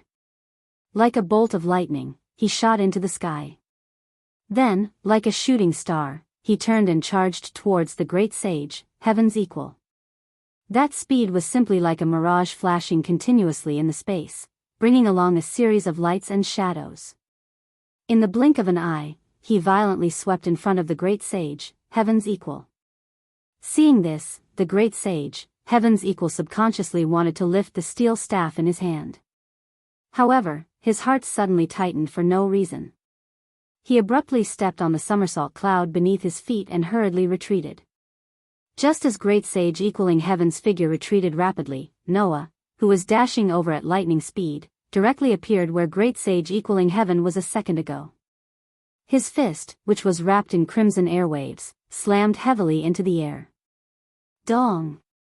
As the punch landed, the powerful force shook and created a loud bang, causing ripples to appear in the space. The great sage, Heaven's Equal, stared at Noah, who was covered in a crimson dragon's shadow and exuding a terrifying aura. He said this with deep meaning. Compared to before, you seem to be a little different, don't you? Upon hearing this, Noah said plainly. There's nothing different. It's just that I've shown my true abilities. Surging divine power suddenly spread out from Noah's body, stirring up the entire atmosphere. Feeling that astonishing divine power, the great sage, Heaven's Equal's expression finally slowly became serious. It was only at this moment that the great sage, Heaven's Equal, felt threatened from Noah's body. However, that was to be expected. It was just like what Noah had said. He had already shown his true abilities. In the depths of Noah's heart, the images representing the Dragon Emperor and Phoenix incarnations were shining brightly. Using the dragon's sovereignty of the sun to strengthen the mind, Noah finally used the power of 2 incarnations at the same time. Immediately after, Noah's body suddenly trembled and suddenly disappeared. The great sage, Heaven's Equal's pupils constricted. His body turned into a light shadow under the somersault cloud and retreated like lightning. However, in the next moment, the great sage, Heaven's Equal's body suddenly stopped in its tracks. Immediately, without hesitation, He raised the Jingu Bang in his hand and swung it heavily behind his back. Almost at the same time, a fist covered in a crimson dragon's shadow suddenly appeared in the air and violently blasted out, colliding with the steel rod that was swinging towards him. Clang! The fist and the steel rod collided with each other, causing the sound of steel colliding with steel. Suddenly, a heavy voice rang out. As the voice rang out, the great sage, Heaven's equal, could clearly feel that the power of the fist that landed on his Jingu Bang was getting stronger and stronger. Bang! The frightening power sent the great sage, Heaven's equal, flying like a cannonball. He flew backward at an extremely fast speed. Good boy. The great sage, Heaven's equal's eyes finally burned with a strong burning desire to fight. To be able to force old Sun back with one punch, it seems like I've underestimated you. In that case, try this move. The great sage, Heaven's equal, suddenly formed a hand seal and threw the Rui Jingu Bang in his hand into the air. Jingu Bang. Grow bigger. Grow bigger. Grow bigger. Grow bigger. Grow bigger. The Rui Jingu Bang, which was thrown into the air, suddenly stopped moving. Then, its entire body suddenly expanded. Wang wang wang wang. The godly sea steadying needle, which weighed 13,500 kilograms, continued to expand. Its entire body was vibrating. In the blink of an eye, its entire body had expanded to the size of a mountain. Noah watched the Rui Jingu Bang grow bigger and bigger with his own eyes. In the end, it even pierced through the sky and filled his vision. His pitch-black eyes suddenly rippled. Ha ha ha ha. The great sage, Heaven's equal, laughed out loud. Try this move. Little Noah. The great sage, Heaven's equal's hand seal changed. The huge godly sea steadying needle that pierced through the clouds stopped vibrating abruptly. Who? In the next moment, a gust of wind blew. It was caused by the Rui Jingu Bang, which was even bigger than a mountain, falling from the sky like a meteorite. The air between the heavens and the earth seemed to be stirred up by the huge pillar at this moment. A violent storm was set off, and in the midst of a buzzing sound, it trembled continuously. The gigantic pillar that held up the sky came crashing down. Its bottom was aimed at Noah's location, compressing and crushing the atmosphere along the way. It was as if the entire sky was falling down, bringing about a stretch of distorted space. The momentum was terrifying. Even Noah couldn't help but feel his scalp go numb at this scene. The Rui Jingu Bang was originally a gifted weapon of the Godhead grade. At this moment, when it came crashing down in such a manner, it was no less than the collapse of the heavens and earth. If that blow landed directly on the ground, the sea of lava that appeared due to the collision between Noah and the three-headed dragon last month might appear again. Even Noah, who had used 2 avatars at the same time and used all his strength, did not dare to be careless with this level of violence. If he didn't treat it seriously, he might be hit hard in this world again. Looking at the scene that seemed like the sky was falling, Noah's eyes flashed with a fierce light. Fight! Suddenly, in Noah's heart, the phoenix that was shining brightly suddenly dimmed, and was replaced by the giant that was shining brightly. As a result, a huge phantom rose from Noah's body and merged with the crimson dragon's shadow on his body. After merging giant and dragon emperor, the crimson dragon's shadow that covered the sky directly rose from Noah's body. It was like a giant god, clenching its arms tightly. Boost, supercharge, boost, supercharge, boost, supercharge, boost, supercharge, boost, supercharge, boost, supercharge. A burst of red light rose from the huge hand that covered the sky. Immediately, with the most powerful impact, it fiercely punched the bottom of the huge pillar that was descending from the sky. Rumble.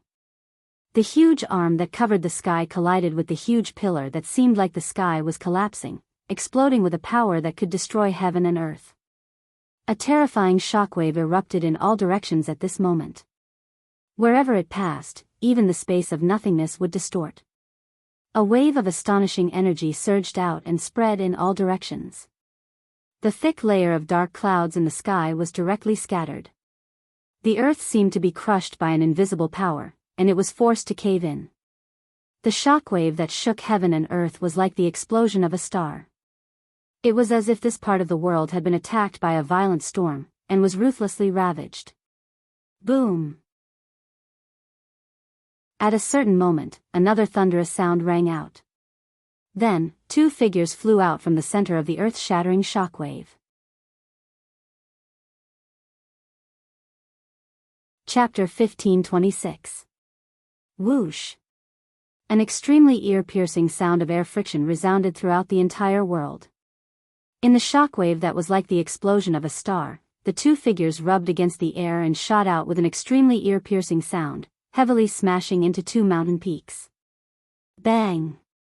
Amidst the neat muffled explosions, the two figures that were sent flying smashed into the mountain wall and sank into the mountain. They were directly buried by the huge rocks that fell down. Oh! Noah was lying in the mountain rock. Just as he moved, his whole body made cracking sounds as though it was fractured. Noah could not help but let out a muffled groan from his throat. He felt as though his bones were falling apart and he was almost unable to move. Fortunately, the symptoms were only temporary. Not long after, Noah felt that his strength had recovered a little. He propped himself up and released the divine power in his body. Bang! The surging divine power directly turned into an impact and exploded the mountain rock around Noah. The rock fragments flew everywhere and the mountain peak trembled. Noah directly turned into a stream of light and flew out of the mountain wall. He rushed out of the mountain peak and suspended in mid-air, looking ahead. Almost at the same time, another stream of light also exploded the mountain wall and shot out, arriving in front of Noah. Oh, it really hurts. Monkey King seemed to be in the same situation as Noah. In the collision just now, he felt as though his entire body was falling apart. As he moved his shoulders, he grimaced in pain. How long has it been since I was beaten so badly? Don't you have any tender feelings for the fairer sex? If you really want me to have tender feelings for the fairer sex, why don't you change your habit of calling yourself old son? Noah could not help but smile bitterly. Moreover, I am not so naive as to show mercy when dealing with a half-star elf. That would be akin to courting death. You can't say that, Monkey King retorted. If you show mercy, I, old son, will naturally show mercy as well. I won't let you suffer any losses. Is that so? Noah looked at the great sage, Heaven's Equal, suspiciously. Are you that kind? In the past, I've indeed done some terrible things. I don't dare to call myself a good person, but the great sage, Heaven's Equal, Sun Wukong, isn't a villain either. The great sage, Heaven's Equal, said with a nonchalant attitude. So, don't worry, little Noah, I won't bully you. We don't know who's bullying who yet. Also, don't call me little Noah. Noah first corrected her, then straightened his back. So, are we still fighting? I won't fight anymore. I didn't plan to fight in the lower realm this time. I just wanted to play with you. If you fight like this, even those guys above can't say anything, right? Great Sage Equaling Heaven glanced at Noah. Besides, if you don't show your true strength, how are you going to fight? Not going to show your true strength? Noah raised his eyebrows. I've already used all my strength. Isn't this considered true strength? That's just your true strength. Great Sage Equaling Heaven stared at Noah. But now, you've obtained the 14 sun sovereignty bestowed by the White Knight King. If you use all their powers, the situation will definitely be different, right? How can it be that easy? Noah sighed. In addition to being able to summon astral beasts, sun sovereignty can also strengthen the abilities corresponding to their respective inheritances. Now, I don't even know what characteristics those sun sovereigns have. How can I strengthen them? For example, the dragon's sun sovereignty. The function of this sun sovereignty was to greatly improve the spirit lattice. However, Noah did not have such a thing as a spirit lattice, so how could he improve it? Therefore, Noah took a different approach and used the dragon's sun sovereignty to strengthen his mind and strength.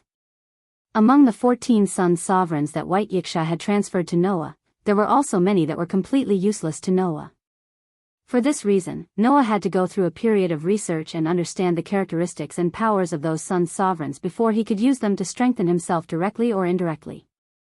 Now, Noah definitely could not use those sun sovereigns, nor did he dare to use them. That's true. The great sage, Heaven's equal, nodded in agreement. Then, he fell silent and muttered to himself. A human who can compete with me without borrowing the power of the sun's sovereignty has a much higher chance of winning against a human in the final trial. It's simply a miracle that a human can be so strong. I see. Is that why the White Night King has placed his hopes on you? Seeing that great sage equaling heaven had fallen into deep thought, Noah frowned. Just as he was about to speak, great sage equaling heaven suddenly spoke. Alright, since that's the case, I'll try to believe you. Let's end today's matter here. WH. What? Noah was stunned. What was the meaning of this? Little Noah, I'll leave the matter of Azidakaha to you, great sage equaling heaven said to the stunned Noah. I'm preparing to return to the heavenly realm now. Let's meet again. Wait a minute. Noah stopped great sage equaling heaven from acting as he pleased and asked with a frown. What do you mean? Aren't you preparing to bring the sun's sovereignty back? I didn't receive any orders to bring the sun's sovereignty back, great sage equaling heaven answered in a straightforward manner. The Buddhists only sent me here to try and bring back the White Night King. It would be best if I could convince her. If not, I'll get old Sun to report back. After all, if I were to rely on myself to kidnap the White Night King, it would be harder than charging into the heavenly realm. What? Noah looked at great sage equaling heaven. Don't you want to create a new box court? Not everyone wishes to move to a new box court. Great sage equaling heaven turned his head and looked into the distance. There was a hint of nostalgia in his clear eyes. This box court records the most glorious and unbearable past of my brothers and sisters. I don't wish for it to be destroyed just like that. Noah fell silent. Under such circumstances, the great sage, heaven's equal, continued to speak. I don't care what the higher-ups decide. However, I can't bear to see so many lives being lost because of a decision. If that happens, I won't be able to eat well or sleep well. Although great sage equaling heaven said this in an extremely casual tone, it was precisely because of this that it proved that great sage equaling heaven felt this way from the bottom of his heart. Then, great sage equaling heaven changed the topic. However, just because I think this way doesn't mean that the rest of the higher-ups think this way. Oh. Noah nodded, not surprised. In other words, in the end, will those gods with more than 3 digits come to find trouble with me? Definitely, great sage equaling heaven said with absolute certainty. Those guys all think that there is hope only in the new box court. The current box court can no longer stay there because of Azidakaha. Compared to Azidakaha, anyone would think that a human with a limited lifespan is much easier to deal with. Bullying the weak and fearing the strong? Noah said sarcastically. The so-called gods are just so-so. Gods have hearts too. That's why they are angry, greedy, calculative, and paranoid. There's nothing strange about that, great sage equaling heaven said. In any case, that's all I have to say. I don't know when the higher-ups will find trouble with you, and I have no way of informing you. You can only do as you see fit. Great sage equaling heaven hesitated for a moment. Finally, he let out a faint sigh. And if you are able to pass through the trial of the gods of the heavenly realm and fight against Azidakaha, then try to find my sworn brothers and sisters. They might be able to help you. Hearing this, Noah spoke almost instinctively. Don't you want to meet your brothers and sisters yourself? Noah's words made the great sage equaling heaven, who looked like a 13 or 14-year-old girl, ripple in his gem-like eyes. He tightened his grip on the Jingu Bang. An indescribable heavy atmosphere filled the entire space as great sage equaling heaven fell silent. After an unknown amount of time, great sage equaling heaven took a deep breath and raised his head. I can't do that. Great Sage equaling Heaven revealed a lonely expression. Once we meet, I'm afraid that I won't be able to bear to leave. After saying this, Great Sage equaling Heaven turned around. As if he didn't want Noah to see his current expression, he rode the somersault cloud and transformed into a streak of light that shot towards the horizon. Looking in the direction that Great Sage equaling Heaven left in, Noah remained silent for a long time. The Great Sage equaling Heaven in this world was really gentle. Chapter 15:27. Actually, the existence of the Sky Army was not a secret. At least, for the rulers of the social strata, the existence of the Sky Army, which aimed to suppress the oldest demon king, was not a secret. Therefore, at the beginning, everyone was also looking forward to the support of the Sky Army. But it was just like what Noah had said. If the Sky Army was really ready to move out, these people should have already arrived in a month's time. Since there was no trace of the Sky Army until now, there was not even a trace of news. Needless to say, there must be a problem. Of course, the rulers of the social strata also did not expect that the reason why the Sky Army did not move out was that they were preparing to abandon the box court and start to build a new one, leaving the people in the old box court to fend for themselves. The rulers of the social strata were just like Bayasha. They all thought that the Sky Army did not move out, so there should be a mistake in the 3-digit levels and above. After all, just like what the Great Sage equaling Heaven said, among the many god groups, not everyone wanted to abandon the box court from the bottom of their hearts. And of course, in the Sky Army, not all the god groups were good people. Compared to Noah, these rulers of the social strata understood the inside story of the Sky Army more, and also understood the ideas of those god groups.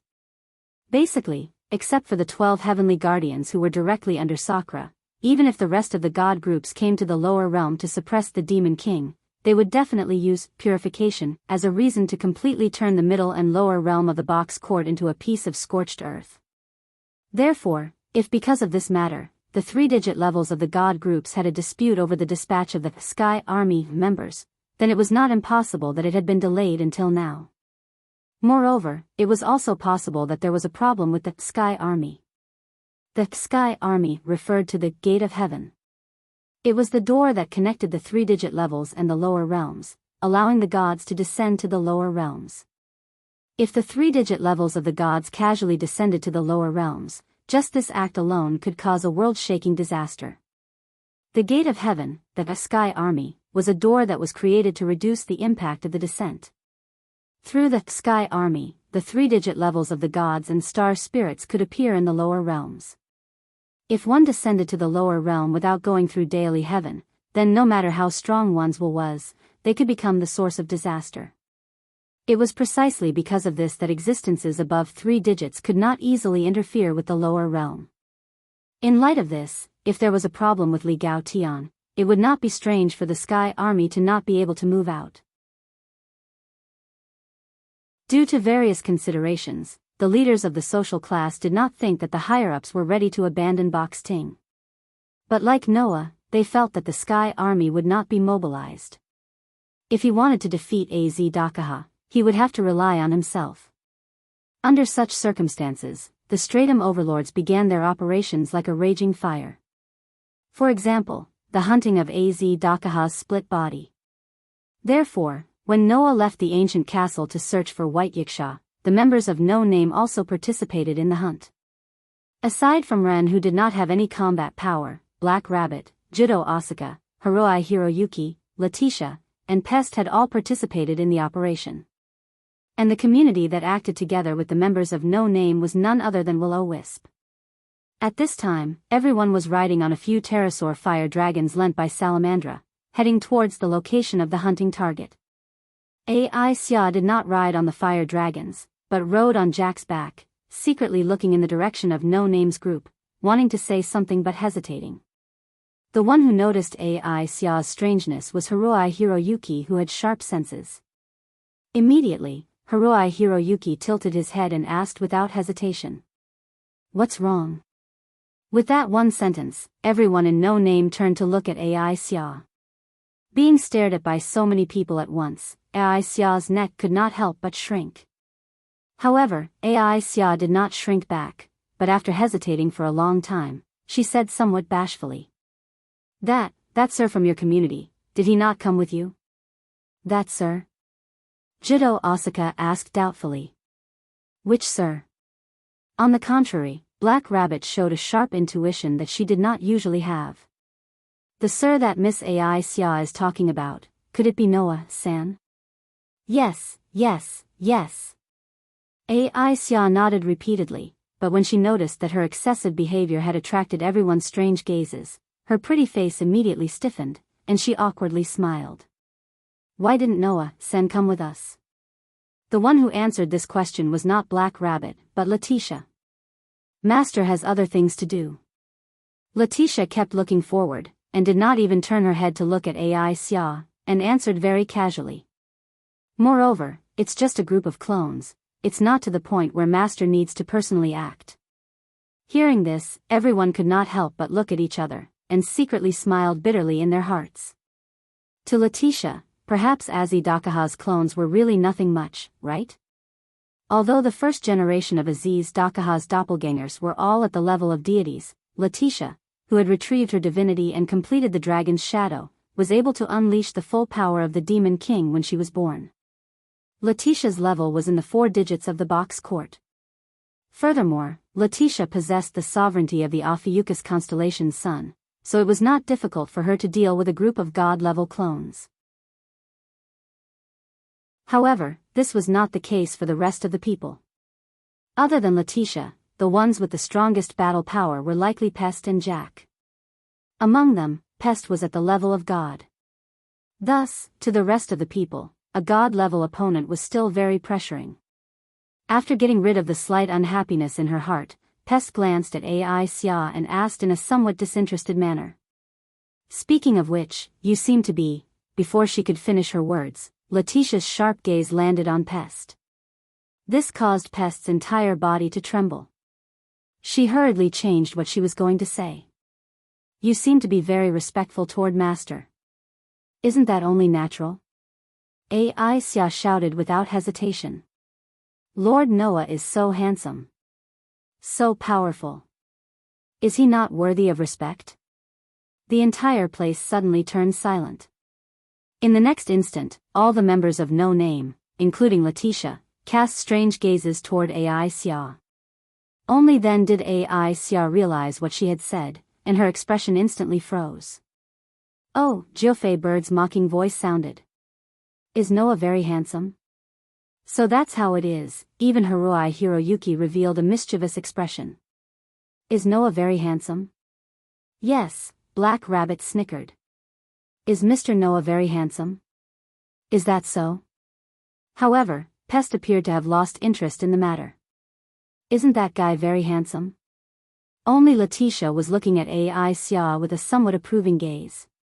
To be able to understand Master's handsomeness, as expected of a community member of the strongest demon in the Northern District. You all are very annoying. Ai Xia shouted with a red face. I just feel that Lord Noah is very handsome. Is that not okay? Seeing Ai Xia shouting there as if she had given up on herself, the members of No Name couldn't help but laugh out loud. Regardless of whether he is handsome or not, we do care about Mr. Noah very much, Jack interjected with a witty laugh at this moment. After all, that one in our family is quite curious about Mr. Noah. After saying that, Jack said with a deep meaning.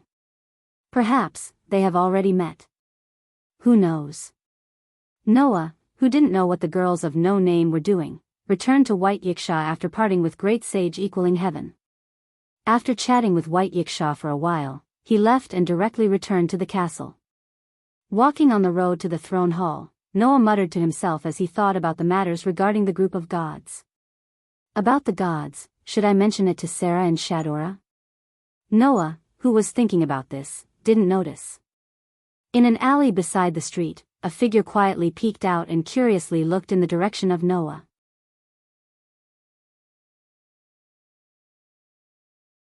Chapter 1528. Noah, who was on his way to the throne hall, suddenly stopped in his tracks. Frowning slightly, Noah turned around suspiciously and looked at an alley beside the street. However, there was nothing there. However, Noah's frown deepened, and he muttered to himself uncertainly. Just now, someone seemed to be looking at me. In fact, there were many people looking at Noah. The reason was simple.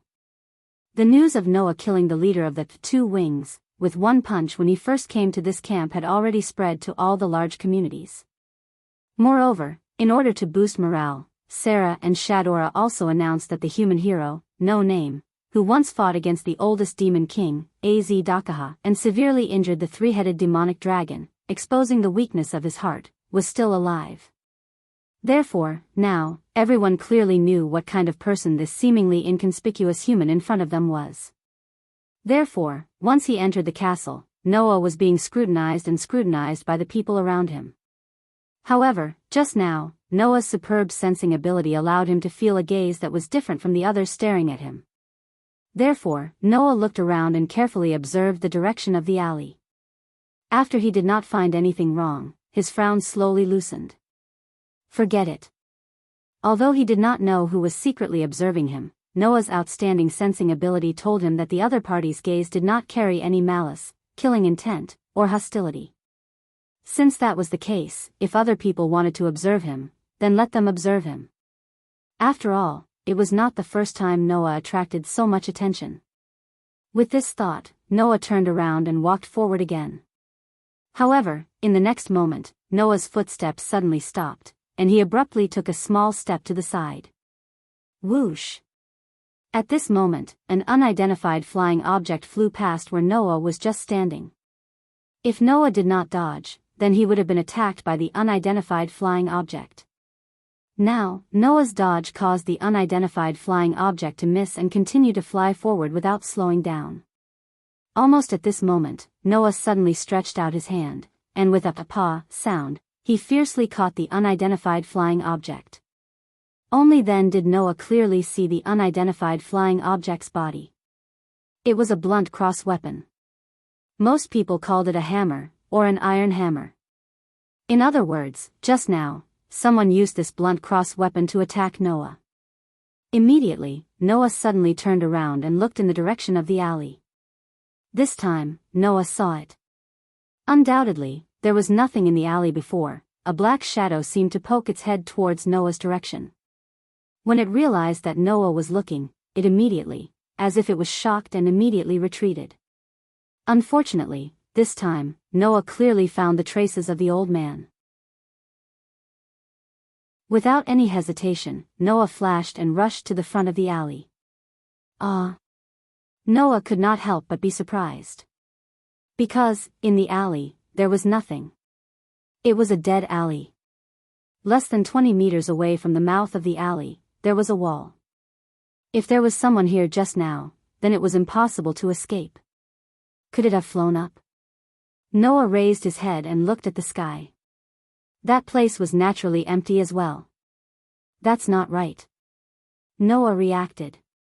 If someone just flew out from here, then I would have definitely seen it. In other words, the means of disappearance was not by flying. Not by flying? Is it by burrowing or invisibility? Noah frowned again. However, in the box court, there were all kinds of gifts. It was not rare to have gifts such as burrowing or invisibility. The problem was, if the other party was invisible, then it would definitely not be able to hide from Noah who had the sensing ability. Since Noah did not find the other party, it could only be that the other party used some kind of means to escape. It was just that he did not know what means it was. After observing the inside of the alley again, Noah could not find anything and could only helplessly give up and turn around again. Whoosh! At this time, there was another whistling sound of the wind. Noah suddenly turned around and stretched out his hand behind him. As a result, there was a paw sound and a new blunt cross weapon fell into Noah's hand. The word, well, suddenly appeared on Noah's forehead. His eyelids twitched as he looked at the empty alley in front of him and took a deep breath. Don't hide. Come out immediately. The voice echoed clearly in the alley, turning into an echo that did not disperse for a long time. Noah narrowed his eyes and stared at the two blunt cross weapons in his hand. The corner of his mouth slowly raised. If you don't come out, then I will find you myself. Since the other party used the blunt cross weapon to attack Noah twice in a row, the possibility of the other party having another blunt cross weapon was very high. Since that was the case, if he used item location, it would be easy to find the other party, right? With that thought in mind, Noah flipped his hand and took out a scroll. Then, he tossed it into the air. The magic scroll immediately burned and turned into ashes. Then, an image was reflected in Noah's mind. That was naturally the location of the attacker. However, this location made Noah somewhat surprised. He actually escaped to such a far place in such a short time. Somewhat surprised, Noah turned his hand again and took out another scroll.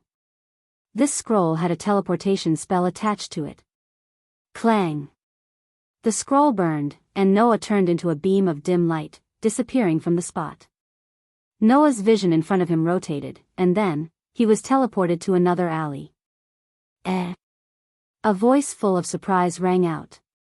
Noah lifted his eyes and looked to the front. Immediately, he was stunned. He saw that in front of Noah, a person was looking at Noah with the same surprised expression as the voice. It was a young girl who didn't seem to be very old. The reason why he used seemed as a more ambiguous term was because it was really difficult for others to judge a girl's true age from her appearance. No. To be more precise, it should be said that the girl had all the physical characteristics that didn't match her age. It was a girl who seemed to be only 13 or 14 years old. She had a very sweet baby face and a bountiful fruit, with two blue ponytails tied into a very conspicuous ball shape. This girl had a seductive body curve that didn't match her young appearance at all. Undoubtedly, her height was only about 150 centimeters, but she had an unusually full upper body. She was wearing a gothic dress with black and pale embellishments, like a formal dress, which highlighted her full upper body and also directly exposed her white thighs to the air, which was very charming. She had both glamorous and lovely magic, and there was a sense of morality in the sense of sex that firmly captured the male's gaze. That image was exactly the same as the female demon in the legend who led people to commit crimes. However, this girl didn't seem to have such self-awareness. Her eyes were quite pure and the expression on her face was also the kind of naive expression without any scheming. Looking at such a girl, men probably couldn't help but secretly swallow a mouthful of saliva. Although Noah wasn't that unbearable, his eyes couldn't help but move down slightly. Looking at the girl's full upper body and childlike appearance, the corner of his mouth twitched again and again. He didn't expect that in this world, there was actually an existence of the same type as has tea. It was indeed a box that had everything. At this moment, Noah only felt that he had really learned something. The girl seemed to be aware of Noah's gaze on her full upper body, but she didn't have any reaction to it. Instead, she tilted her head and looked at him blankly. Shortly after, the young girl spoke in a somewhat timid manner. "What's wrong with you?" Obviously, the girl didn't realize how attractive her figure and dress were, and she didn't realize what the man's gaze on her full upper body meant. That was beyond the level of no self-awareness, right? This made Noah's anger of being attacked twice disappear inexplicably. He raised the blunt cross weapon in his hand somewhat speechlessly. "It was you who just attacked me, right?" "Attack?" The girl blinked her eyes. That action was extremely cute. Noah felt that something in his heart was ignited.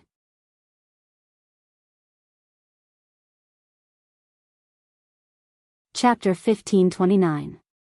Please don't misunderstand.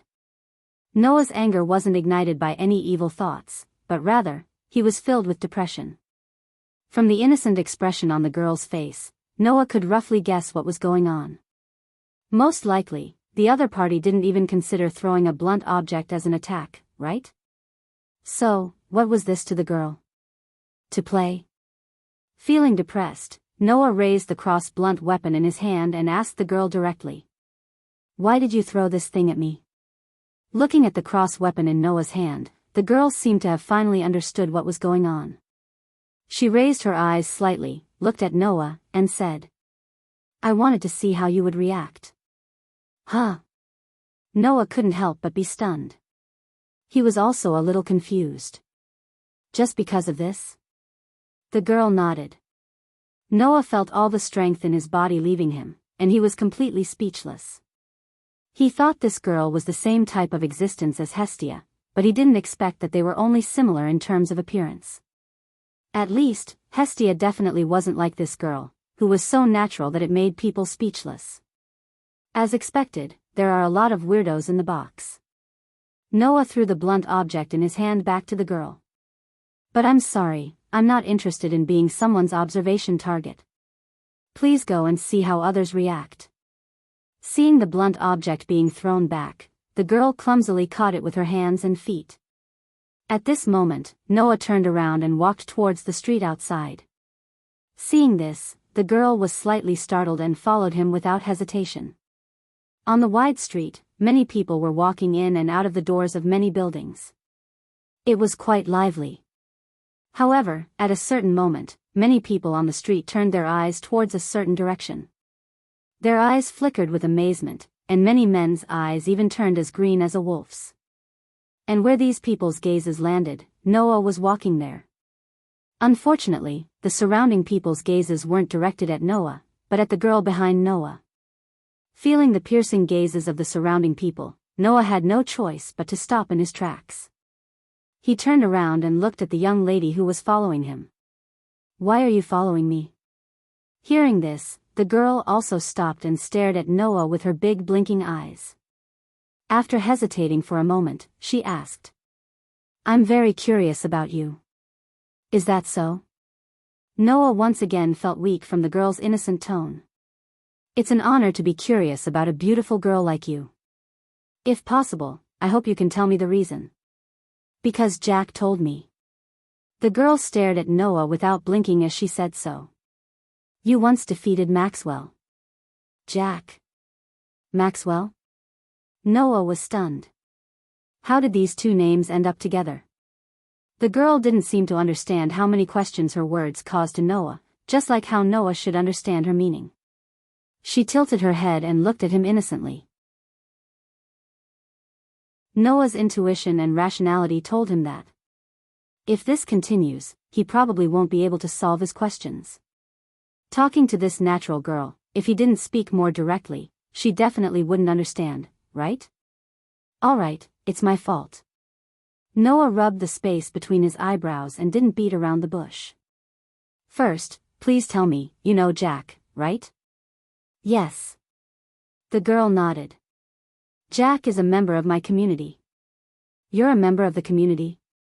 Noah's heart suddenly moved. At this moment, the first thing that came to Noah's mind was the incident where the young lady threw a blunt cross at him from the alley. After being discovered by him, she mysteriously appeared in another place far away. Combining this matter with the girl's words, Noah looked at the girl with some surprise. Are you the leader of Will-O-Wisp? Yes. The girl nodded as if she didn't notice the surprise in Noah's heart. My name is Vera, Vera Za-Ignatifates. Vera Za-Ignatifates.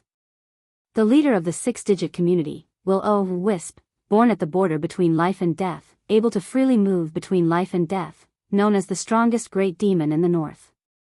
So it was this girl? The leader of the community, whose mission was to adopt the souls of innocent children who died, was actually such a girl. So that's why Jack said that their leader was different from what Noah imagined. Noah was speechless.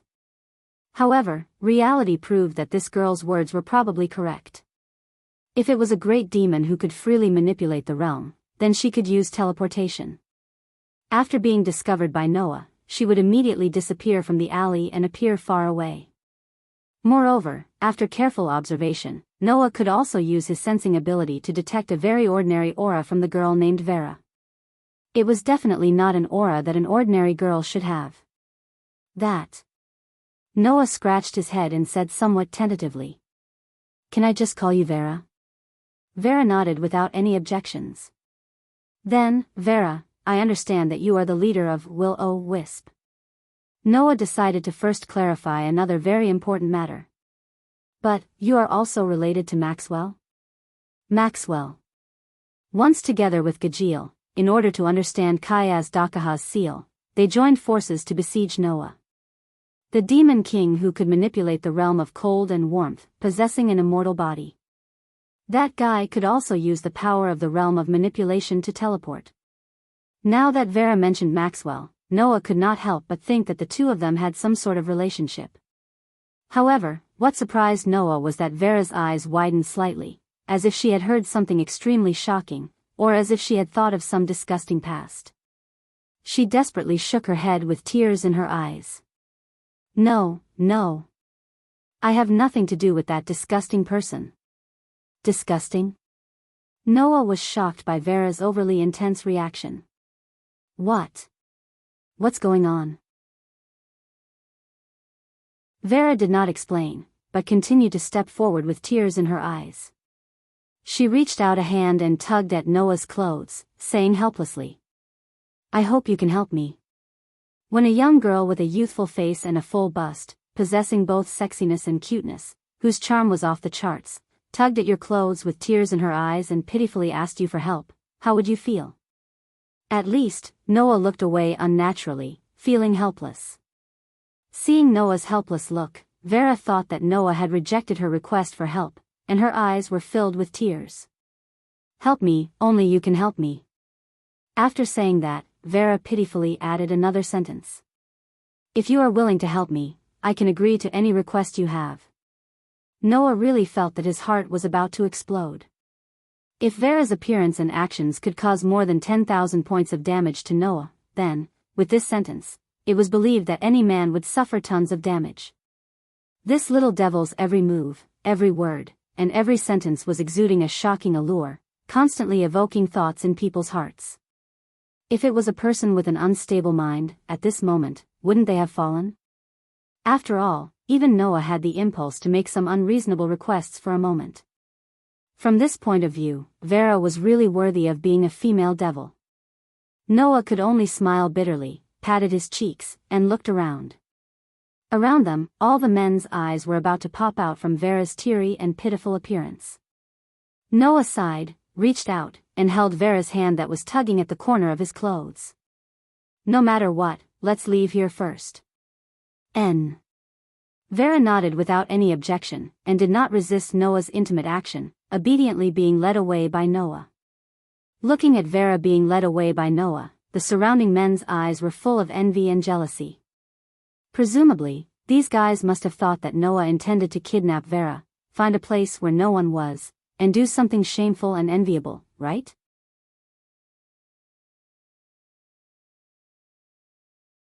Chapter 1530. It had to be said that the journey to the throne hall was definitely the most torturous one Noah had ever walked in his life. Holding Vera's hand, Noah was attacked by all kinds of gazes along the way. It was as if they were looking at a cute child who was about to do something evil. To be honest, even Noah, who hated involving the innocent, had the urge to chop all the idiots around him into pieces. At this time, if he let go of Vera's hand because of the torment, it would make Noah feel guilty. Thus, Noah steeled his heart and held Vera's hand all the way to the throne hall. Vera didn't seem to understand why Noah's expression was so conflicted and why the people around her looked like they wanted to eat her alive. She tilted her head and was still at a loss. If there really were some uncles with special fetishes here, they would probably have a nosebleed after seeing Vera's appearance. This caused Noah to receive even sharper gazes along the way, which made it even more difficult to endure. In the end, Noah finally made it to the throne hall. As soon as he entered the throne hall, Noah saw a familiar face. Sarah? Shadora? Hearing Noah's voice, Sarah and Shadora, who were chatting peacefully, turned around and saw Noah. Just as Sarah and Shadora were about to greet Noah, they saw Noah holding Vera's hand and their expressions stiffened. Seeing Sarah and Shadora's stiff expressions, Noah immediately spoke. Let me make it clear, this isn't a child I kidnapped from somewhere. Before Sarah and Shadora could react, Vera, who was holding Noah's hand, retorted. I'm not a child. Unfortunately, that soft voice, rather than saying that it was refuting, it was better to say that it was coquettish. Sarah and Shadora finally realized what was going on. They looked at each other and smiled bitterly. "We didn't say that you kidnapped the child," Sarah said teasingly. "Or rather, if he could easily abduct the most powerful devil in the north, then I think I've definitely underestimated Mr. Noah. Vera won't be taken away by anyone. She's one of the trump cards of the Northern District," Shadora complained angrily. "Really, don't say those weird things, sister." "Sister?" Noah was stunned. "So, you haven't told Mr. Noah about it yet?" Sarah noticed Noah's surprise and smiled. "Then let me reintroduce myself. I'm Sarah. My full name is Sarah Telderek." "Telderek? Isn't that Shadora and Mandora's last names?" Upon closer inspection, Sarah seemed to have the same red hair as Shadora and a pair of dragon horns that were far more mature than Shadora's. In addition, Shadora called Sarah sister. "Could it be? Looks like you've guessed it." Sarah shrugged. "That's right, I'm Shadora and Mandora's sister. I was originally a member of Salamandra. Later, due to some twists and turns, I wandered to the Southern District and coincidentally became the leader of Horn and the chairman of the Dragon Horn Griffin Lion Alliance." Hearing this, Noah tactfully shut his mouth. Why would Sarah, who originally belonged to Salamandra, wander to the Southern District and become the ruler of the Southern District? If she wanted to be the ruler of the Southern District, she wouldn't have to go through so much trouble, right? After all, Sarah was Shadora and Mandora's biological sister. If she stayed in Salamandra, it would only be a matter of time before she inherited the position of leader of Salamandra and became the ruler of the North District, right? If that was the case, why would she wander to the Southern District and become the ruler of the Southern District? Although these questions appeared in Noah's mind, Noah didn't ask. It wasn't that he couldn't ask, but that there was no need to. If he asked about other people's privacy, it would be meddling in other people's business. Therefore, Noah rationally didn't continue to ask. Upon seeing this, Sarah couldn't help but look at Noah with a trace of admiration in her eyes. Originally, Sarah thought that Noah only had some achievements in battle. Now it seemed that it wasn't just strength. In terms of wisdom and dealing with people, this hero also had a sharp side that others didn't have. But, that was also true. As a former member of Salamandra and the ruler of the Southern District, Sarah naturally heard about the Northern District being attacked by the Demon King of the Black Death. Of course, Sarah also knew that the person who played the most important role in solving the Demon King game was the man in front of her. Being able to solve the Demon King game was enough to prove that Noah wasn't a brute who only had strength. This made Sarah pay more attention to Noah. A human who had the ability to fight alone with humans in the final trial, and even posed a threat. Without a doubt, this person is the trump card against the three-headed dragon. Since Sky Army won't make a move, perhaps we have to place our hopes on him. This was the thought in Sarah's mind, and it was also the truth. At this time, Shadora looked at Vera curiously and asked Noah. "Mr. Noah, why are you with Vera?" "Don't ask me, actually, I don't know what's going on." Noah sighed and pushed the confused Vera in front of everyone. "This girl suddenly appeared and asked me to help her. Her words were also unclear, I'm a bit confused." "Help her?" Shadora was surprised. "Help Vera? Help?" Sarah was deep in thought and said to Vera. "Could it be that you want Mr. Noah to help you deal with Demon King Maxwell?" Vera's eyes lit up and nodded. Seeing this, Shadora seemed to have understood. Only Noah had a confused look on his face. "Deal with Maxwell? What's going on?" Sarah and Shadora's expressions suddenly became very strange. Vera trembled as if she had thought of something that would give her goosebumps. With tears in her eyes, she grabbed Noah's hand again. She looked like a child who had found a safe haven. Seeing this, Noah could more or less guess what was going on. Could it be that Maxwell and Vera have a grudge? That was the only possibility. Vera had a grudge against Maxwell, but she couldn't do anything to him. As a result, Vera was curious about Noah, who had once defeated Maxwell, and came to ask for Noah's help. This was Noah's guess. However, Vera's next words made Noah's expression completely freeze. "It's not a grudge," Vera corrected with tears in her eyes. "That guy is just a nasty stalker who has been pestering her." "A nasty stalker?" Noah couldn't react at all. "How should I put it?"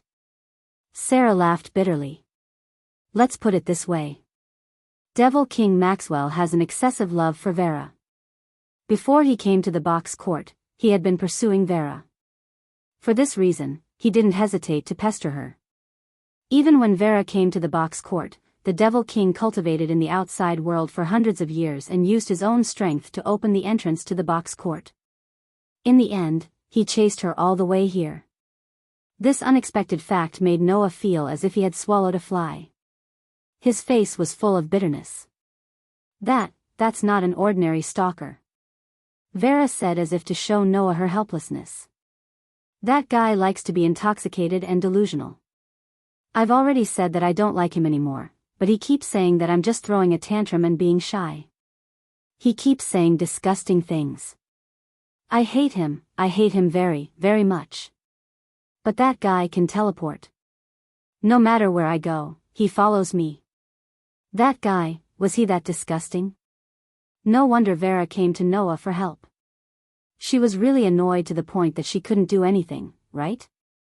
Just as Noah was thinking this, Shadora also spoke. "Moreover, we have reliable news that Devil King Maxwell seems to be moving around nearby. He seems to be preparing to use the three-headed dragon's body to do something." This sentence made Noah's eyes flicker.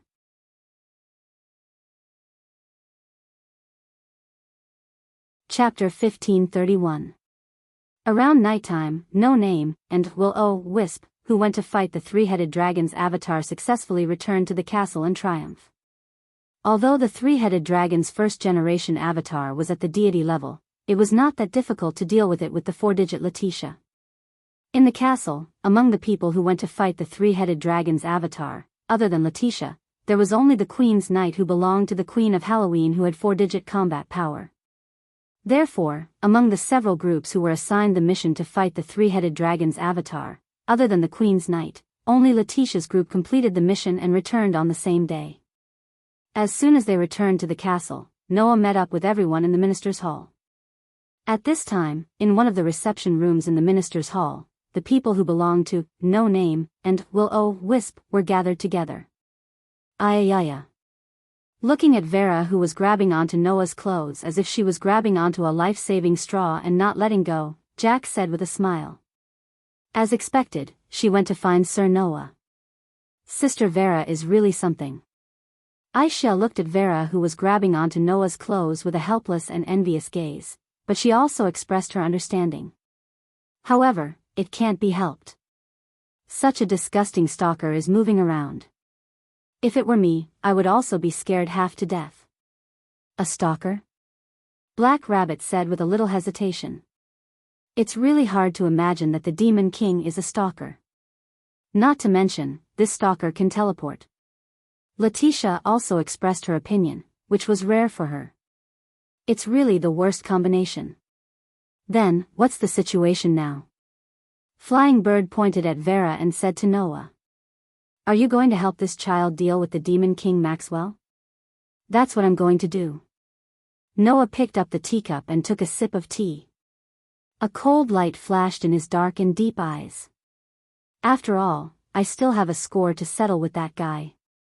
"You better be careful," Pest said in a seemingly unintentional manner. "Maxwell is a four-digit Demon King, and he also belongs to that Demon King Alliance.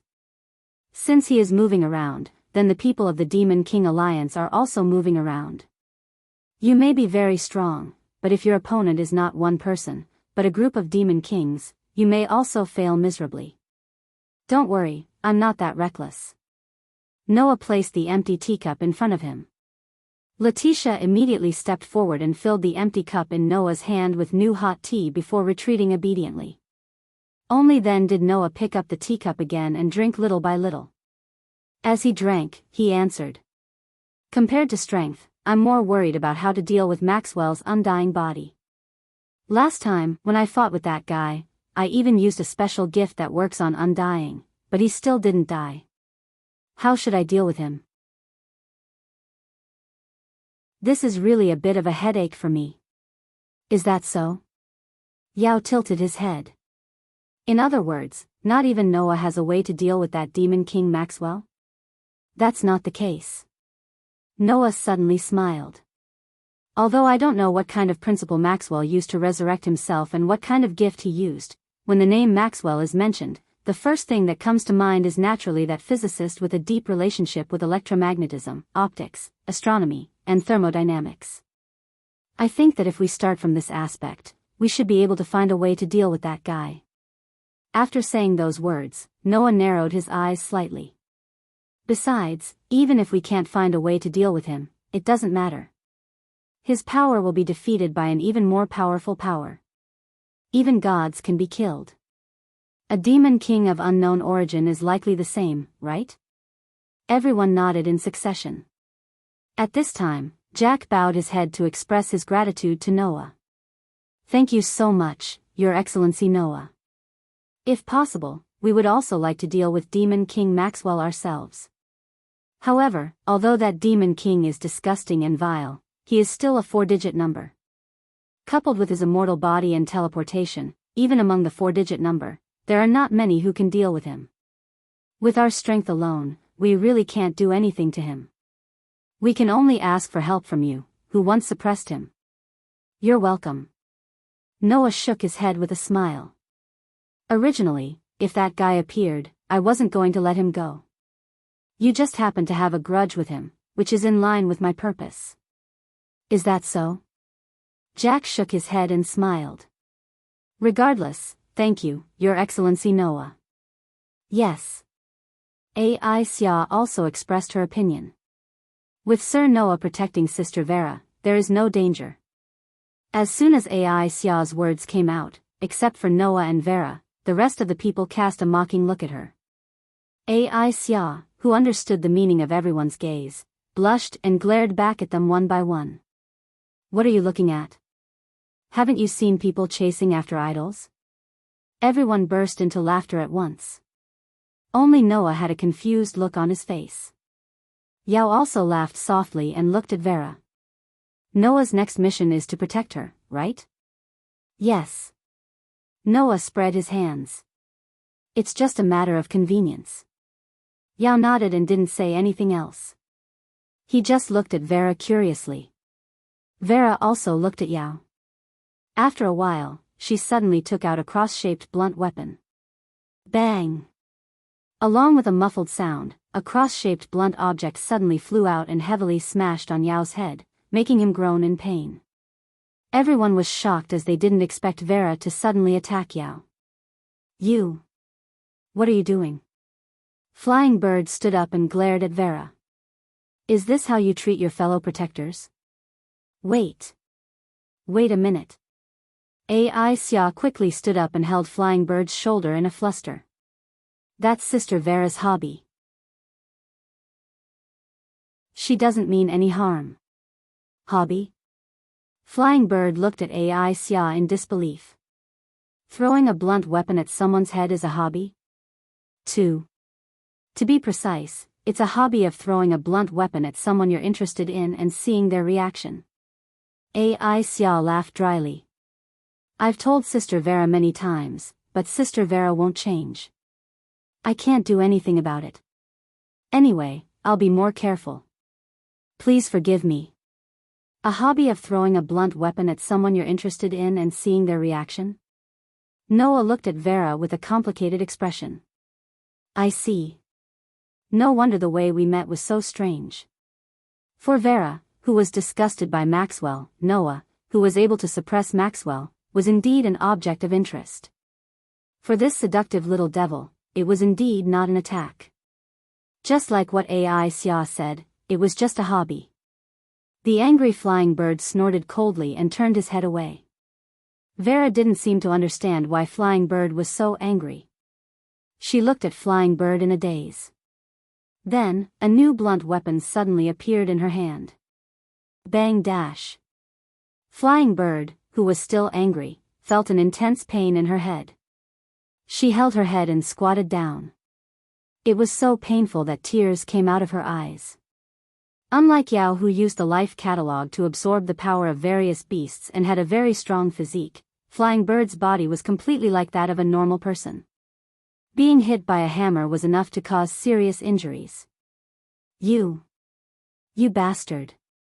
Flying Bird shouted angrily. Very well. I'll accept this fight. After saying that, Flying Bird held her swollen head and immediately wanted to fight 300 rounds with Vera. Seeing this, Ai Xia and Jack quickly rushed forward and held Flying Bird down. Wait. Miss Flying Bird. Please calm down. Let me go. Flying Bird struggled desperately. With this struggle, Flying Bird inadvertently kicked over the table in front of her. Then, everyone cried out in surprise. The tea set on the table flew into the air and spilled a large amount of water. Splash. In the next moment, everyone was drenched. The whole place suddenly became silent. Noah looked at his drenched body and then looked at the speechless crowd. He sighed. Today is really full of disasters.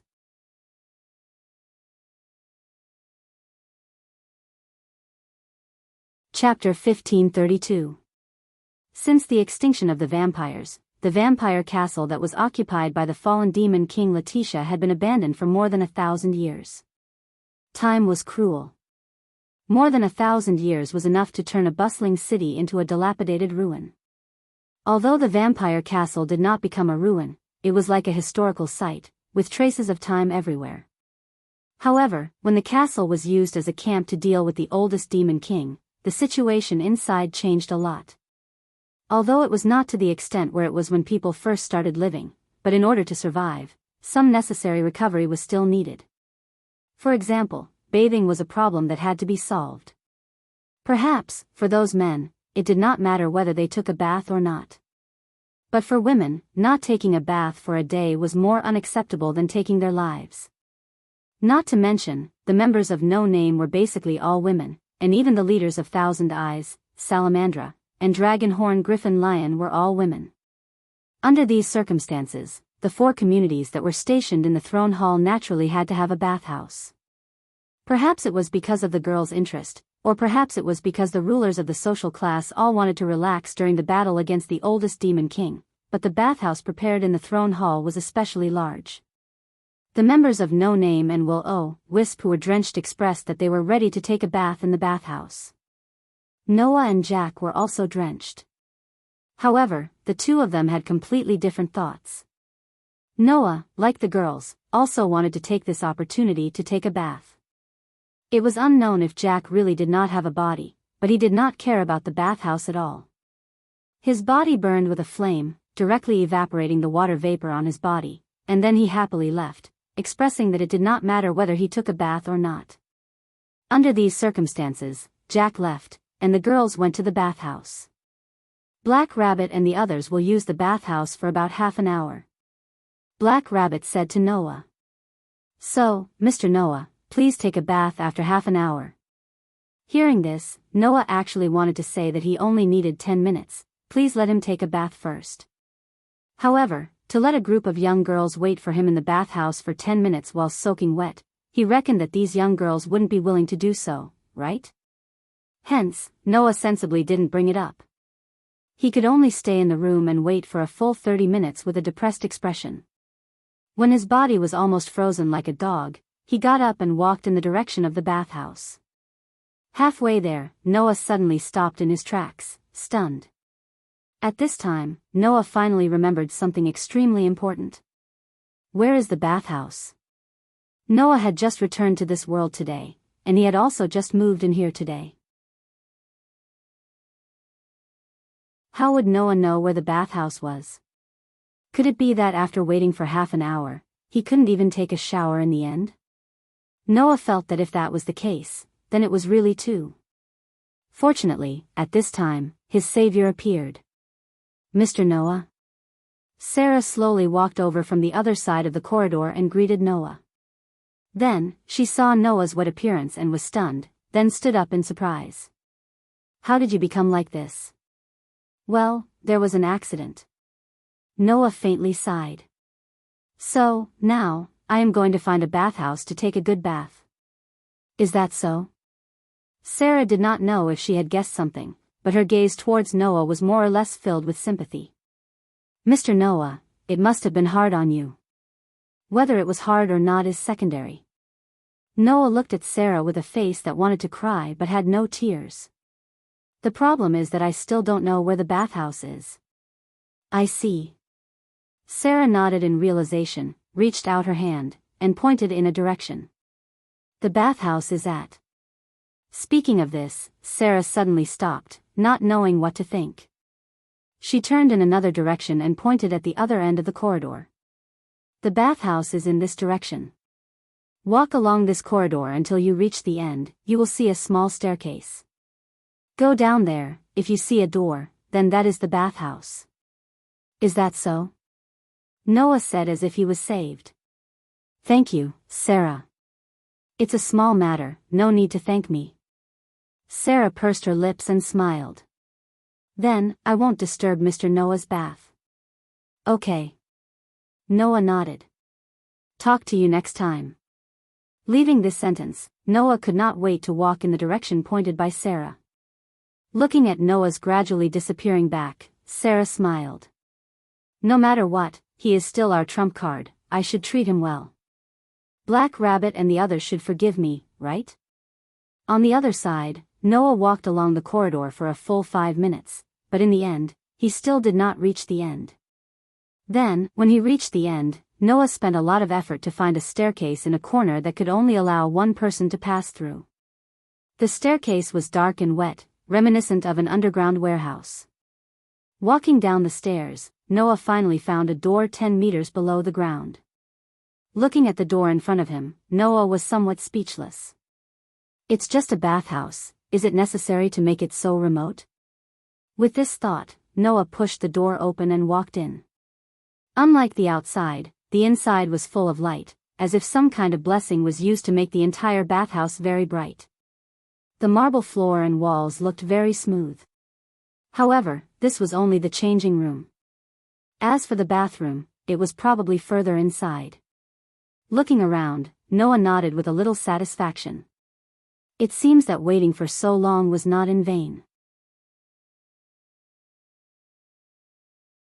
With this thought, Noah walked into the changing room, first removed the silver and platinum daggers from his back, put them in the corner, and stripped himself again and again, then opened the door to the bathroom. What appeared in front of Noah was an open-air bathhouse. Not only was it very spacious, but it was also foggy, making people feel relaxed and happy. The bathhouse was made of stones of various sizes and shapes. The water inside was a beautiful amber color, just like a hot spring. Looking up, the sky was full of stars, unusually beautiful. Taking a bath in such a place was simply the highest form of enjoyment. Even Noah, seeing such a bathhouse, had the urge to soak in it. And Noah did exactly that. Phew. Leaning against the wall at the edge of the bathhouse, his whole body soaked in the hot water, Noah exhaled very comfortably, extremely satisfied. Although there is an unimaginable great enemy, it's not like the people here don't know how to enjoy themselves. Logically speaking, in a situation where the box was facing the destructive disaster of the human final trial, the class leaders and communities active in the front line of battle should not do such a thing without any sense of danger. However, it was also not a good thing to be tense all the time. Proper relaxation was absolutely necessary. Taking this into consideration, it wasn't unforgivable for him to enjoy a bath. Of course, Noah did not know. In fact, the average person did not even know of this bathhouse's existence. Among the people stationed in the minister's hall, other than No Name, there were 3 other communities. The members of these 3 communities were mostly the Fire Dragon of the North and the Phantom Beasts of the South. Under such circumstances, even if a bathhouse was opened and used by a group of beasts, even if they did not all bathe together, for those girls who loved cleanliness, it was still very unbearable. Therefore, Black Rabbit, Flying Bird, Yao, Letitia, Pest, Sarah, Shadora, and the other girls all secretly opened another bathhouse. This bathhouse was only known by Black Rabbit and a very small number of people. In order not to be exposed, Black Rabbit deliberately said that it would take 30 minutes to brush off Noah. Who knew, in order to reward Noah, Sarah revealed this place to him. Therefore, Noah, who was comfortably enjoying himself, suddenly heard footsteps. A series of footsteps.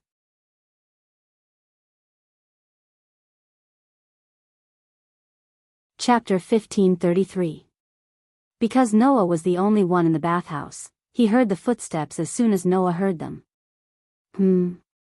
Suddenly, Noah opened his eyes and looked at the door in confusion. Someone's here? This wasn't something to be surprised about. The bathhouse was so big that it was impossible for only one person to use it. Rather, it would be more accurate to say that it was normal for someone to come. However, it was normal for someone of the same gender to come. Therefore, when the conversation came from outside, Noah, who clearly heard the conversation, was completely stunned. "You stupid rabbit, you actually took so long to find a piece of clothing. You made us wait for you for so long." This was the voice of a flying bird. "It's so cold, I'm almost frozen." This was Yao's voice. "As a noble, if you can't even avoid such a low-level mistake, you will be ridiculed." This was Letitia's voice. "Undoubtedly, let me come by myself." This was Pest's voice. "What are you talking about? There's no reason not to move together, right?" This was AI Xia's voice. "So, sorry. It's all Lord White Yiksha's fault. When we came, he messed up Black Rabbit's clothes. Black Rabbit can't help it." This was Black Rabbit's voice with a sobbing tone. Hearing the voices of these familiar girls, Noah's body stiffened, his eyes widened, and he was completely confused. Why? Why are they here? This was Noah's only question. Undoubtedly, the group of girls had set off more than half an hour ago but waited until now to take action. From the conversation of the girls, it was easy to infer the reason. However, these were not important. What was important was that at this moment, Noah was undoubtedly facing a huge crisis. Although Noah came in first, if the girls found out that Noah was in the same bathhouse as them, then Noah would definitely be beaten to death. It sounded unreasonable, but sometimes, it was a woman's privilege to be unreasonable. Noah had already experienced this in many similar experiences. While they haven't taken off their clothes, it's still not too late to go out now. This was a complete self-deception. Because, even though the group of girls had not yet taken off their clothes, Noah was already completely naked. If he rushed out like this, he would definitely be treated as a hooligan or even a pervert. At that time, he would still be beaten to death. Understanding his current situation, Noah really shuddered. "Hurry up and go in. After being wet for so long, I'm going to die from the cold." Flying bird. "I'm freezing to death. No matter how cold it is, you can't rush it. That would be too inappropriate. Letitia, can't you just change your clothes? Why was it so troublesome to take a bath? Isn't this too strange? Pest, no, isn't it strange for you to think that way? AI Xia, alright. Everyone, hurry up and enter. In order to apologize to everyone, I'll let Black Rabbit scrub everyone's backs."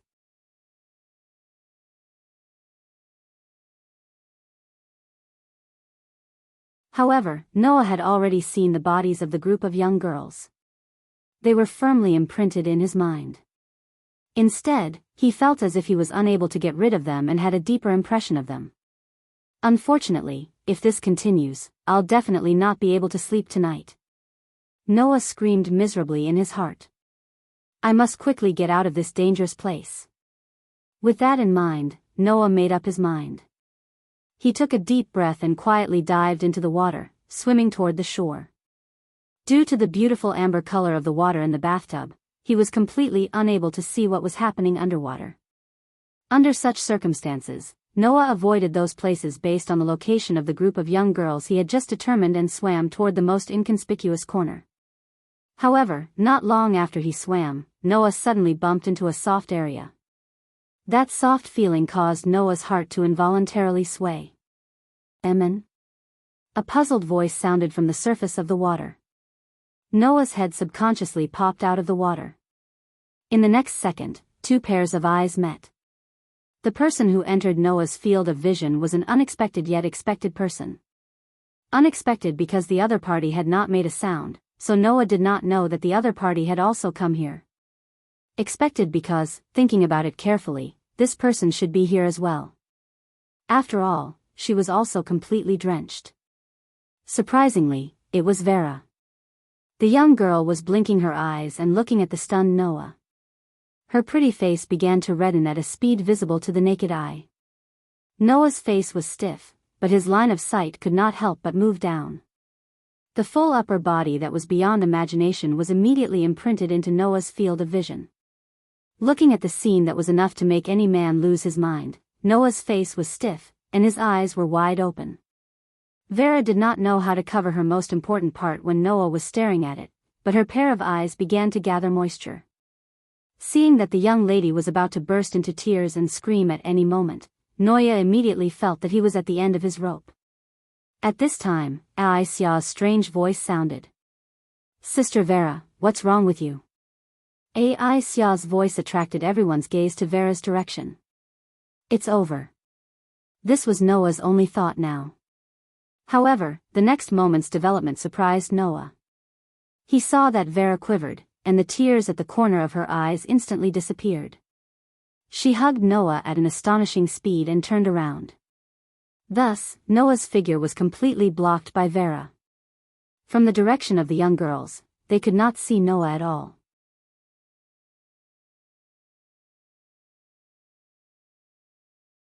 Chapter 1534. The young women present did not discover Noah's whereabouts in time. Merely, when they saw Vera suddenly turn around without any warning, the group of young women all became suspicious.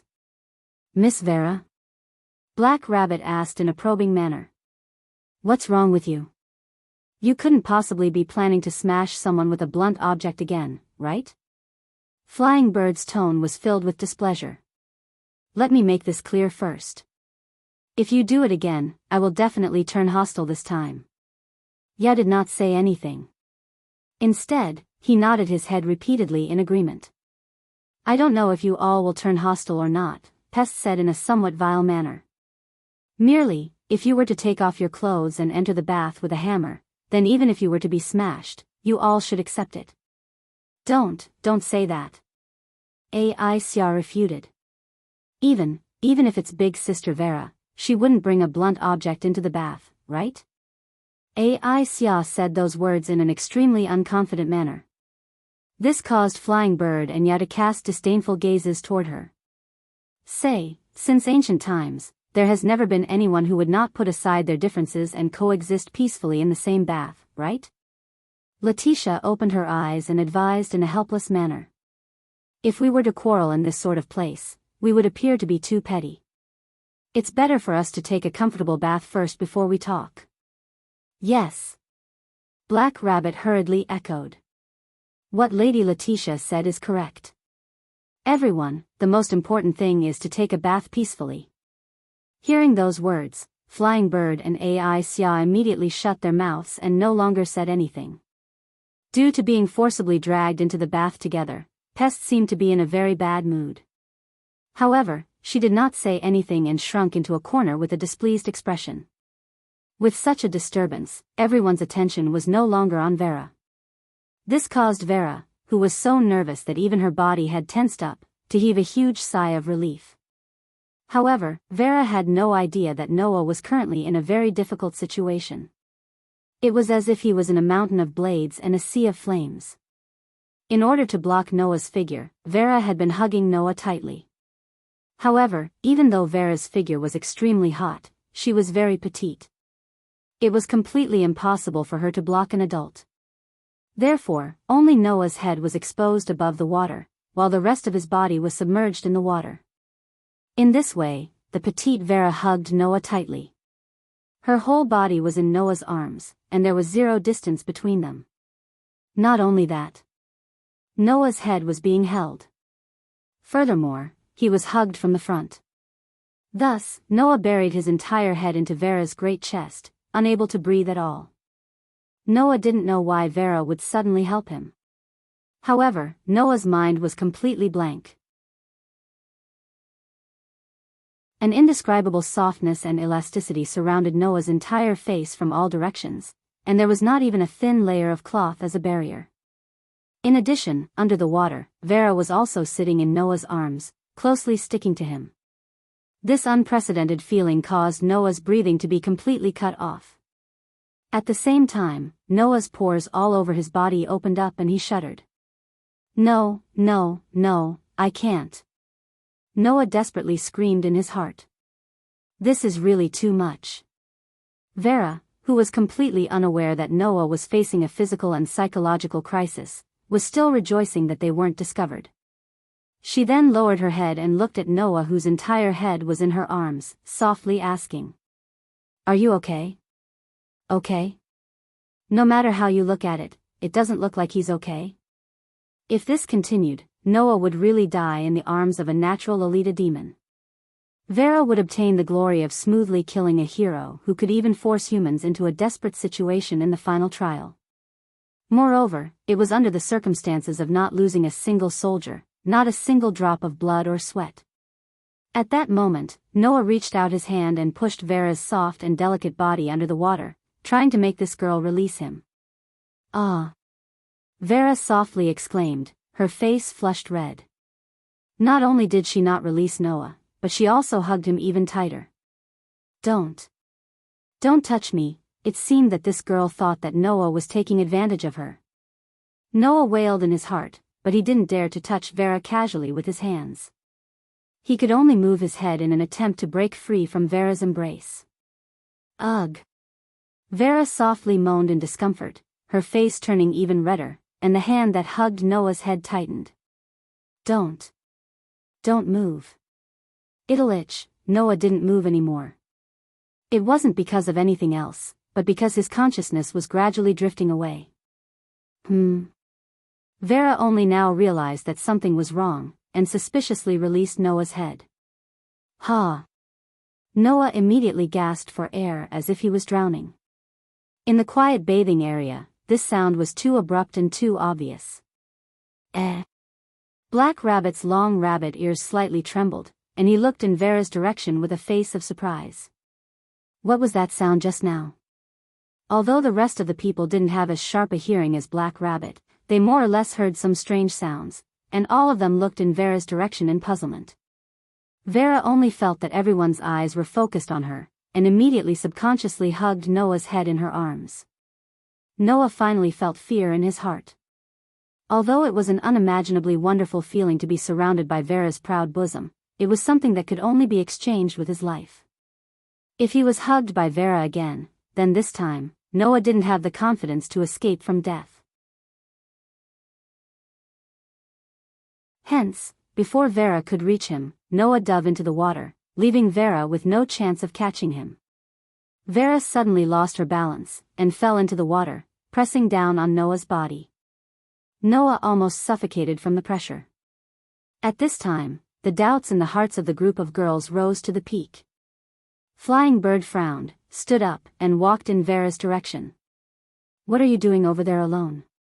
Vera, who came out of the water, saw Flying Bird walking over, and suddenly became flustered. "No. Nothing. There's nothing here." Unfortunately, Vera didn't know that this action was even more suspicious. However, before Fei Niao's doubts could rise, Vera, who was waving her arms in a panic, accidentally gave Fei Niao a hard push. Flying Bird suddenly exclaimed, and like Vera, she fell into the water. In the water, Noah, who was preparing to swim to the shore, felt a soft and delicate body pressing down on him, pressing away all the air in his lungs. "Ah!" Flying Bird, who fell into the water, screamed, hugged her chest, jumped up, and pointed at the water with a red face. There's something. There seems to be something in the water." With one sentence, the group of girls all stood up in surprise, and stared at the water surface. Coincidentally, Noah, who was just pushed out of his lungs by flying bird's fall, turned into bubbles and emerged from the water surface. The group of girls were all shocked, and one after another, they used their hands to cover their bodies. Who? Letitia's pair of deep red eyes flashed with a sharp light. Who's there? After saying that, Letitia's shadow on the water surface suddenly swelled up, turning into sharp shadow blades. They drew a perfect trajectory in the air, and like a storm, they fell on the water surface in front of Flying Bird and Vera. Bang! The storm-like shadow blades exploded the water surface, causing a huge splash in the bathing pool. Flying Bird and Vera, who were the closest to the pool, were directly swept away by the splash. They cried out in alarm, and then were caught by Black Rabbit and Yao. How? How is it? Ai Xia asked while trembling with fear. Is it dead? Pest was also staring intently at the surface of the water. With a frown on her face, she covered her body and slowly approached the water. Seeing this, Vera finally reacted, and a nervous expression appeared on her face. Everyone was staring at the water surface, causing the entire bathing pool to sink into an indescribable silence. After a while, a shadow appeared on the water surface. The group of girls opened their eyes wide. In the next instant, a person floated out of the water, and floated on the water surface like a corpse. Looking at that person, the pretty faces of the group of girls all turned red. Ah! Earth-shattering screams echoed in the air.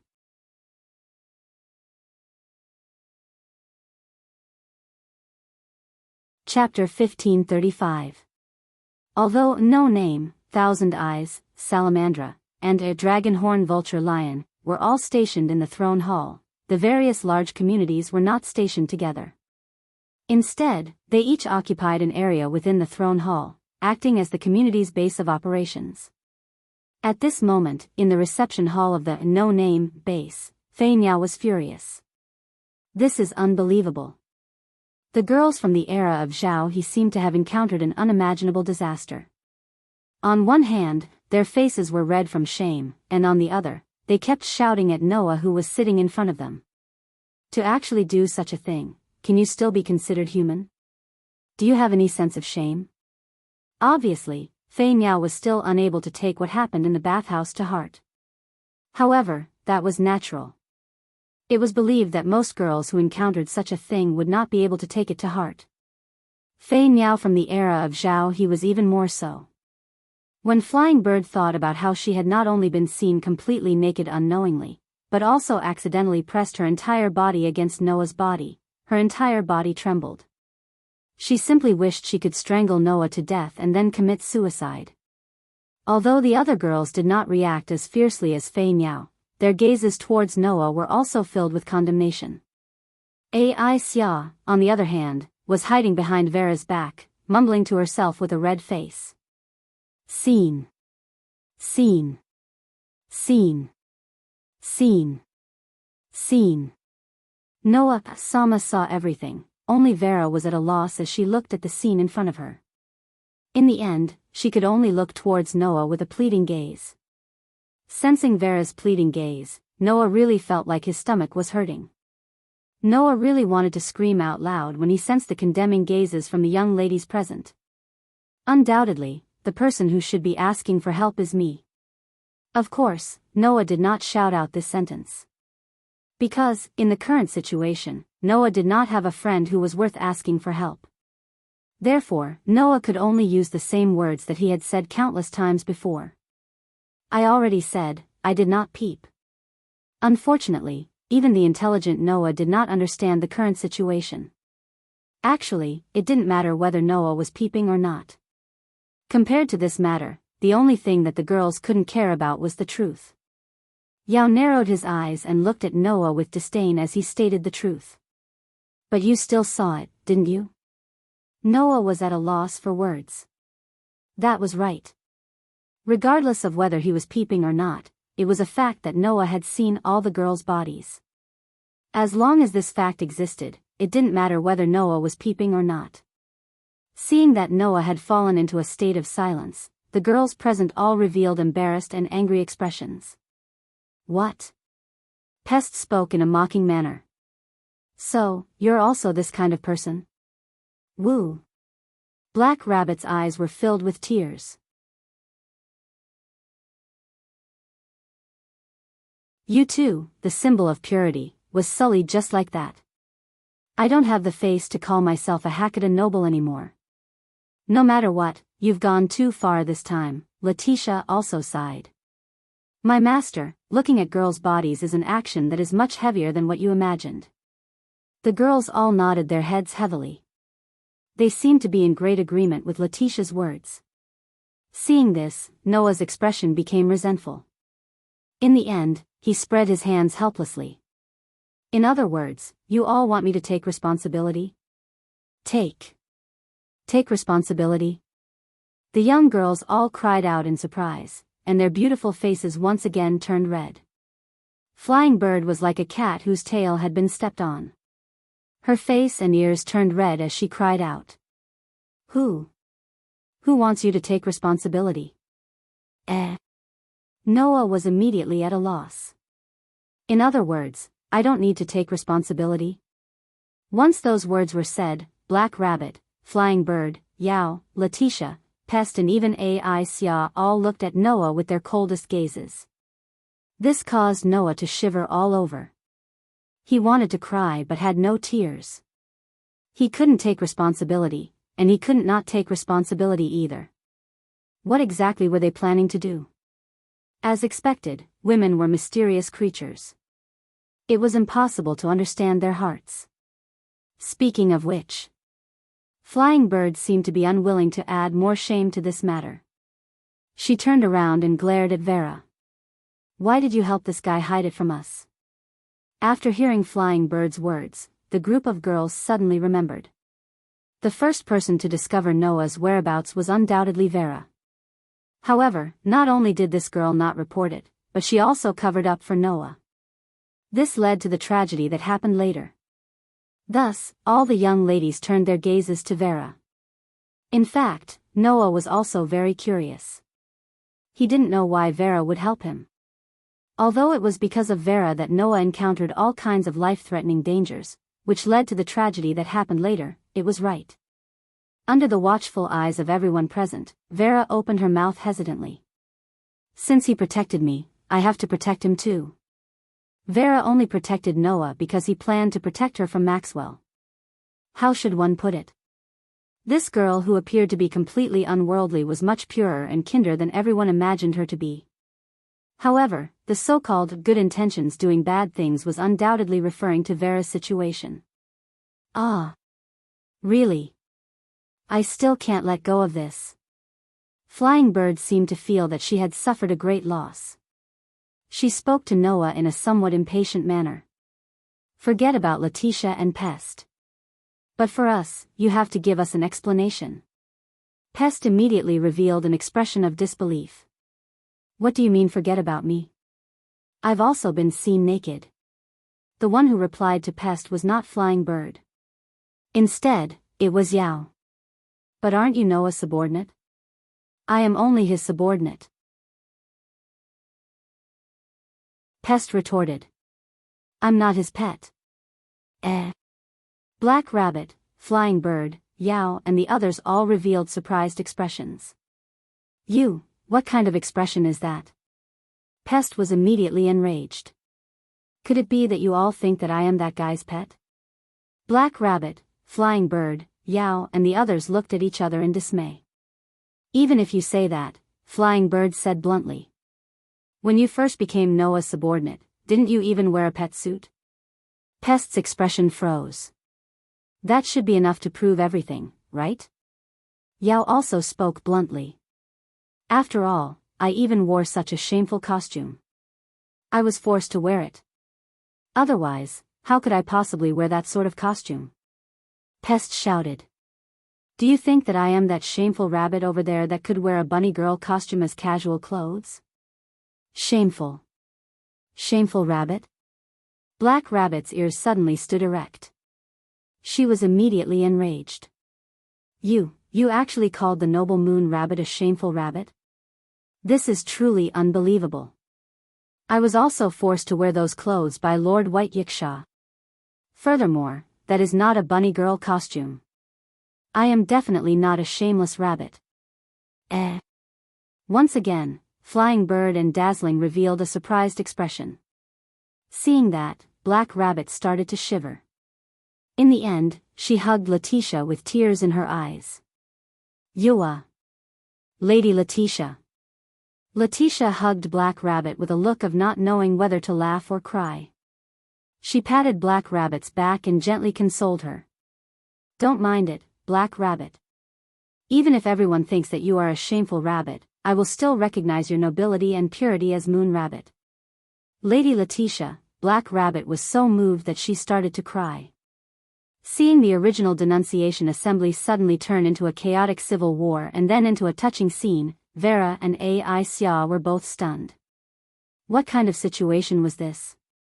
Noah, who was originally the target of public criticism but was now directly ignored and cast aside, was also dumbfounded.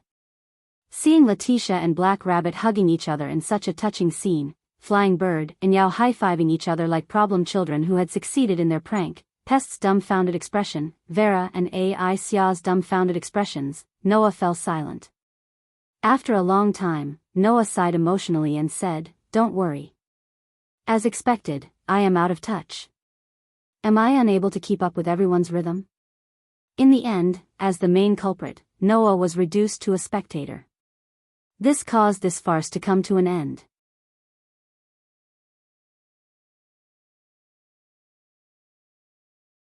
Chapter 1536.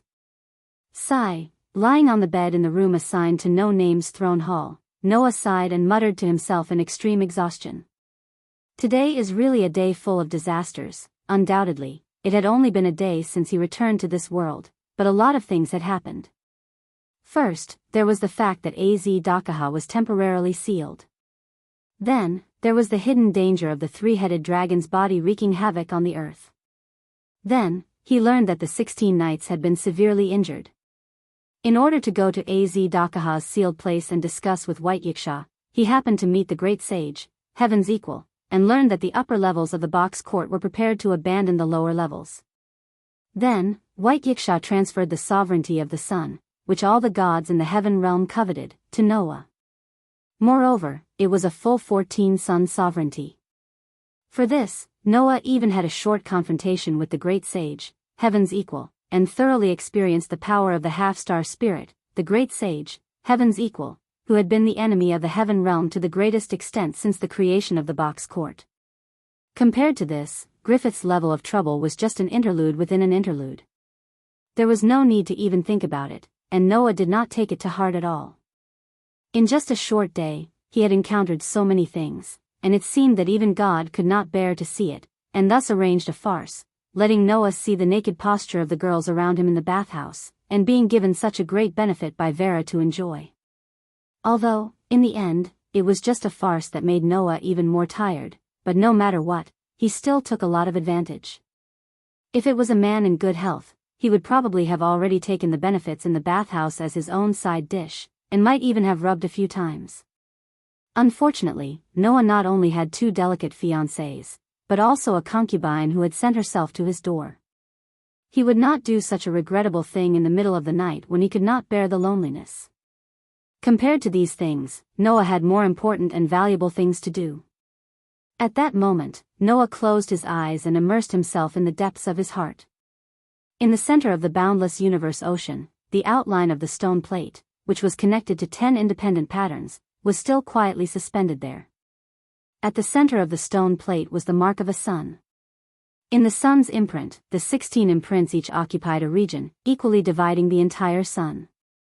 Among them, the lion and dragon inscriptions were emitting a sun-like radiance. That was the proof that the Leo constellation of the 12 zodiac signs and the dragon constellation of the 12 equatorial stars were working. Since the two sun sovereigns were radiating brilliance, it meant that Noah was strengthening the two sun sovereigns. Apart from the lion and dragon, the other 14 seals were completely dull, proving that Noah was not using their powers. Now that I'm free, let's study the sovereignty of the sun bestowed by White Yiksha. The sovereignty of the Leo constellation gave Noah an invulnerable body. The dragon's sovereignty of the sun could strengthen Noah's power and strengthen Noah's spirit. The two sun sovereigns benefited Noah a lot. If he could obtain the strengthening and abilities of the other 14 sun sovereigns, Noah's strength would definitely soar by several levels. However, the strengthening of the sun sovereigns might not necessarily be useful to me. For example, the dragon sun sovereigns could greatly increase the spirit lattice, but Noah did not have a spirit lattice, so he could only use another way to increase his power and spirit. The same was true for the 14 sun sovereigns that White Yiksha had transferred to Noah. Therefore, Noah needed to thoroughly study the nature and characteristics of these sun sovereigns, just like the dragon sun sovereigns, and find another way to use them. That would be the most beneficial for Noah.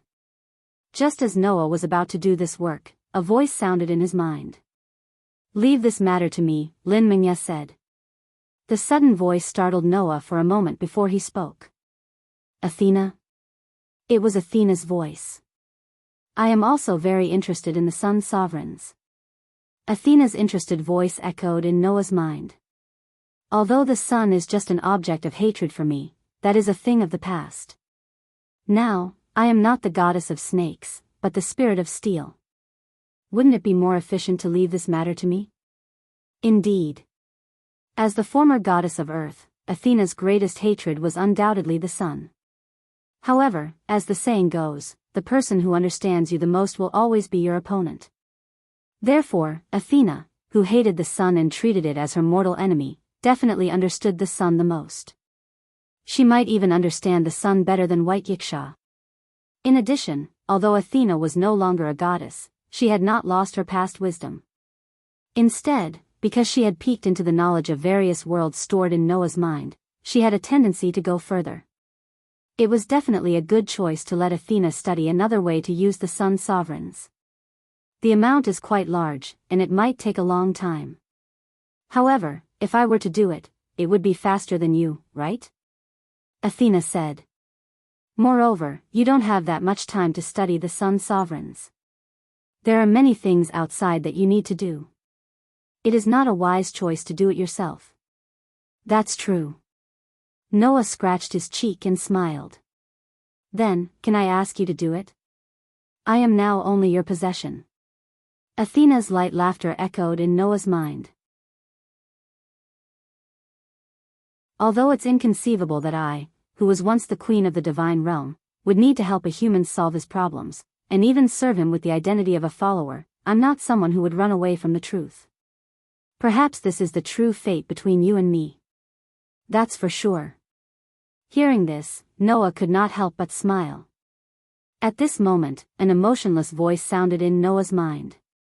Master, I can also help. Aster? Noah was taken aback and didn't know whether to laugh or cry. Aster, can you help too? No problem. Aster said without hesitation. Even a half-baked elf can help Master, there is no reason why I, as a proper sword elf, can't help Master. Ugh. Noah felt helpless. I say, Aster, you are just acting out of spite, right? For a moment, Aster suddenly went silent. Then, he spoke with an emotionless voice. There is no such thing. However, Noah was speechless. Now, Noah was sure that Aster was just acting out of spite and jealousy. Perhaps Athena had the same conclusion as Noah, she chuckled. Since that is the case, Holy Sword Elf, I will allow you to help me. Noah was surprised. Can you really do it? Master, Aster said with some dissatisfaction. I can do it. Don't underestimate your Holy Sword Elf. Athena said. Although she isn't as wise as I am, she is still the strongest elf who has lived in the elemental world for more than 1,000 years. Perhaps, I can combine what this elf has seen and heard over the past 1,000 years and find a way to make use of the sun's sovereignty from an elf's perspective. Is that so? Noah nodded in realization. Then I will leave it to you. I am Master's sword. Aster's voice became lighter. As you wish. It seemed that Aster's mood was really good because he wasn't pushed out. Although she had lived for more than 1,000 years, this elf girl was as pure as a child. Thinking about this, Noah's face couldn't help but reveal a smile. Suddenly, Noah's smile froze. So, accompanied by a very slight sound of breaking through the air, a black shadow flew past the window and disappeared in an instant. How could Noah not understand that he was spied on just now? Humph. Noah snorted and suddenly stood up. His body turned into a ray of light and flew out of the window.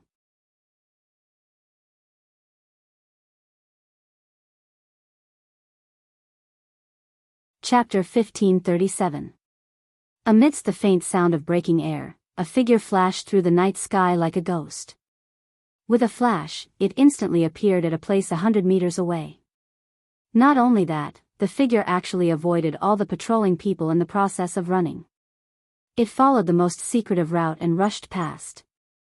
From beginning to end, no one noticed it. When Noah jumped out of the window of his room, the figure in front of him had just disappeared and left Noah's field of vision. During this process, the surrounding patrolling people still did not discover any trace of the other party. This was not a joke. Not to mention the throne hall where the four communities, No Name, Thousand Eyes, Salamandra, and Dragon Horn Vulture and Lion, were stationed. The entire vampire's castle had patrolling people. It could be said that the security was tight. And the other party was actually able to avoid everyone's eyes and ears while patrolling so many communities. This was enough to prove that the other party was not simple. Why would such a person suddenly appear here and spy on Noah? While thinking about this question, Noah's figure had already turned into an afterimage. He violently shot out and chased after the figure in front of him that had completely disappeared from his field of vision. With the support of LV6 ability value, now, even if Noah did not use any strength, his speed had reached an astonishing level. The figure that was escaping did not seem to have any way to gain an advantage in this aspect. Therefore, in just a few short seconds, Noah, who had rushed out, discovered the black figure that had flashed into an alley. Without any hesitation, Noah also dodged and darted into the alley. The tip of his foot touched the ground with extreme agility. His body was like a bullet that was shot out of a barrel as he violently shot in the direction of the fleeing black shadow. In the next moment, Noah suddenly caught up with the running figure in front of him. Staring at the back of the figure, Noah's eyes trembled as he gathered power in his hands. At this time, the distance between Noah and the other party was only a short 2 to 3 meters. At this distance, Noah could instantly erase it. The distance between the other party and Noah was so close that they could reach out and touch each other. Noah naturally wouldn't let go of this opportunity. Next, Noah only needed to reach out and grab the other party. Then, he would be able to take the other party down. If the other party resisted, Noah wouldn't be so polite when the time came. However, just as Noah was about to reach out and grab the shoulder of the figure in front of him, what happened next caused Noah's pupils to shrink. Buzz! One could only see the body of the nearby figure suddenly tremble. Soon after, it suddenly disappeared from the spot. Noah saw it clearly. At this moment, the figure that was only 2 or 3 meters away from Noah suddenly appeared 100 meters away and continued to rush forward. This unbelievable scene caused Noah's eyes to flicker. In Noah's memory, there were only 3 kinds of power that could do such a thing. The first was the power of the seraphic speed. It was able to shorten the distance of movement in the sense of controlling time, allowing one to obtain unimaginable speed. It was not difficult to appear and disappear unpredictably and appear in another place in an instant. The second kind was teleportation. Whether it was teleportation magic or teleportation, they could all achieve the same thing. The last kind caused Noah's dark and deep eyes to flicker. However, he did not hesitate. His body was like lightning as he rushed forward and chased after the fleeing figure. However, this time, Noah did not attack that person. Instead, it was as if he planned to follow the other party. He firmly hung at a distance of less than 4 or 5 meters from the other party. Although the person in front didn't turn around, he seemed to know Noah's plan like the back of his hand. He didn't use the power that could appear and disappear unpredictably, which was comparable to God's speed and teleportation. Instead, he maintained this speed and rushed forward. The two of them flew forward tacitly until they arrived at the edge of the ancient castle. When they reached a small path where no one was, they suddenly stopped. Noah immediately slowed down and slowly came to a stop. A silent atmosphere suddenly spread out and shrouded the entire space. Noah and the person in front of him did not take the initiative to make a move. One of them had his back facing Noah, while the other just stood there quietly. Neither of them spoke. In the end, the first person to speak was neither Noah nor the person in front of him, but the third person present. "Since you don't plan to speak, then I will speak first." Following such a voice, a figure walked out from the shadows and imprinted itself in Noah's eyes. Looking at the person slowly walking out from the shadows, Noah could not help but curl his lips. "It really is you." The person who came was a youth with white hair and white clothes. It was the 10th incarnation of Vishnu, the hero who saved the world during the apocalypse Galgi. As for the person who led Noah here, it was naturally the girl who had been by Galgi's side and had the gift of distance control. "Ling, Your Highness, you are so annoying." Ling turned around in dissatisfaction and grumbled. "I thought I should at least be more patient than him so that I can take the lead in the following conversation. This idea is understandable, but unfortunately, you used the wrong person." Ling Galji's expression did not change. "Compared to us, he doesn't need to be anxious at all. Besides, as matters stand, do you still think we can take the lead in front of someone who can even force humans into a corner in the final trial?" Ling was speechless. Only then did Galji raise his head and meet Noah's gaze as he spoke indifferently. "Long time no see. Should I say that? I don't care." Noah's expression did not change at all. "Although I don't think you want to see me again." In all fairness, Galji and Ling's abilities were extraordinary. Putting aside the fact that they belonged to the Demon King Alliance, they were able to stir up chaos in the entire 54545 outer sect and even release AZ Dakaha. No matter how one looked at it, they were much stronger than many of the pretentious existences in the box court. However, with Noah here, not only did Galji and his group repeatedly hit a wall, they even almost died in Noah's hands. In the end, if it wasn't for the two suns' sovereignty and the another cosmology as a bargaining chip to buy their lives from Noah, Galji, the hero of the apocalypse, would not have lived to this day. Under such circumstances, it would not be an exaggeration to say that Noah was a nightmare for Galji and his group. That was why Noah had mocked him like that. In response, Galji nodded calmly. "Indeed, if it's possible, I don't want to meet you when I don't have any way to deal with you. After all, we hid in the dark and schemed so much to obtain the sovereignty of the two sun, but because we provoked you, we lost everything," Ling also said awkwardly. "For people who can't be calculated, people like me who was trained to be the controller of the gift game really don't want to get involved at all. But you still came, and you took such a big detour to lead me here," Noah looked around and said intentionally or unintentionally. "When I recognized your method of controlling the distance, I was thinking that you lured me out either to set a trap for me or to talk to me about something. Now it seems that it should be the latter." "That's right," Ling said with a smile. "So, little brother, you don't have to observe the surroundings anymore. There is no ambush around. Come to think of it, if there is an ambush, it wouldn't choose to ambush here. If it isn't good and the people in the castle are attracted, then you will be the ones to suffer in the end." Noah shrugged. "In that case, tell me your intentions. I hope it's not something boring." "Don't worry, for you, it's definitely not a bad thing." Galji looked at Noah and said so. "I want to cooperate with you to eliminate Maxwell." You're tuning into the Romantic Tales YouTube channel. Don't forget to subscribe and join us on this journey to catch the most captivating stories.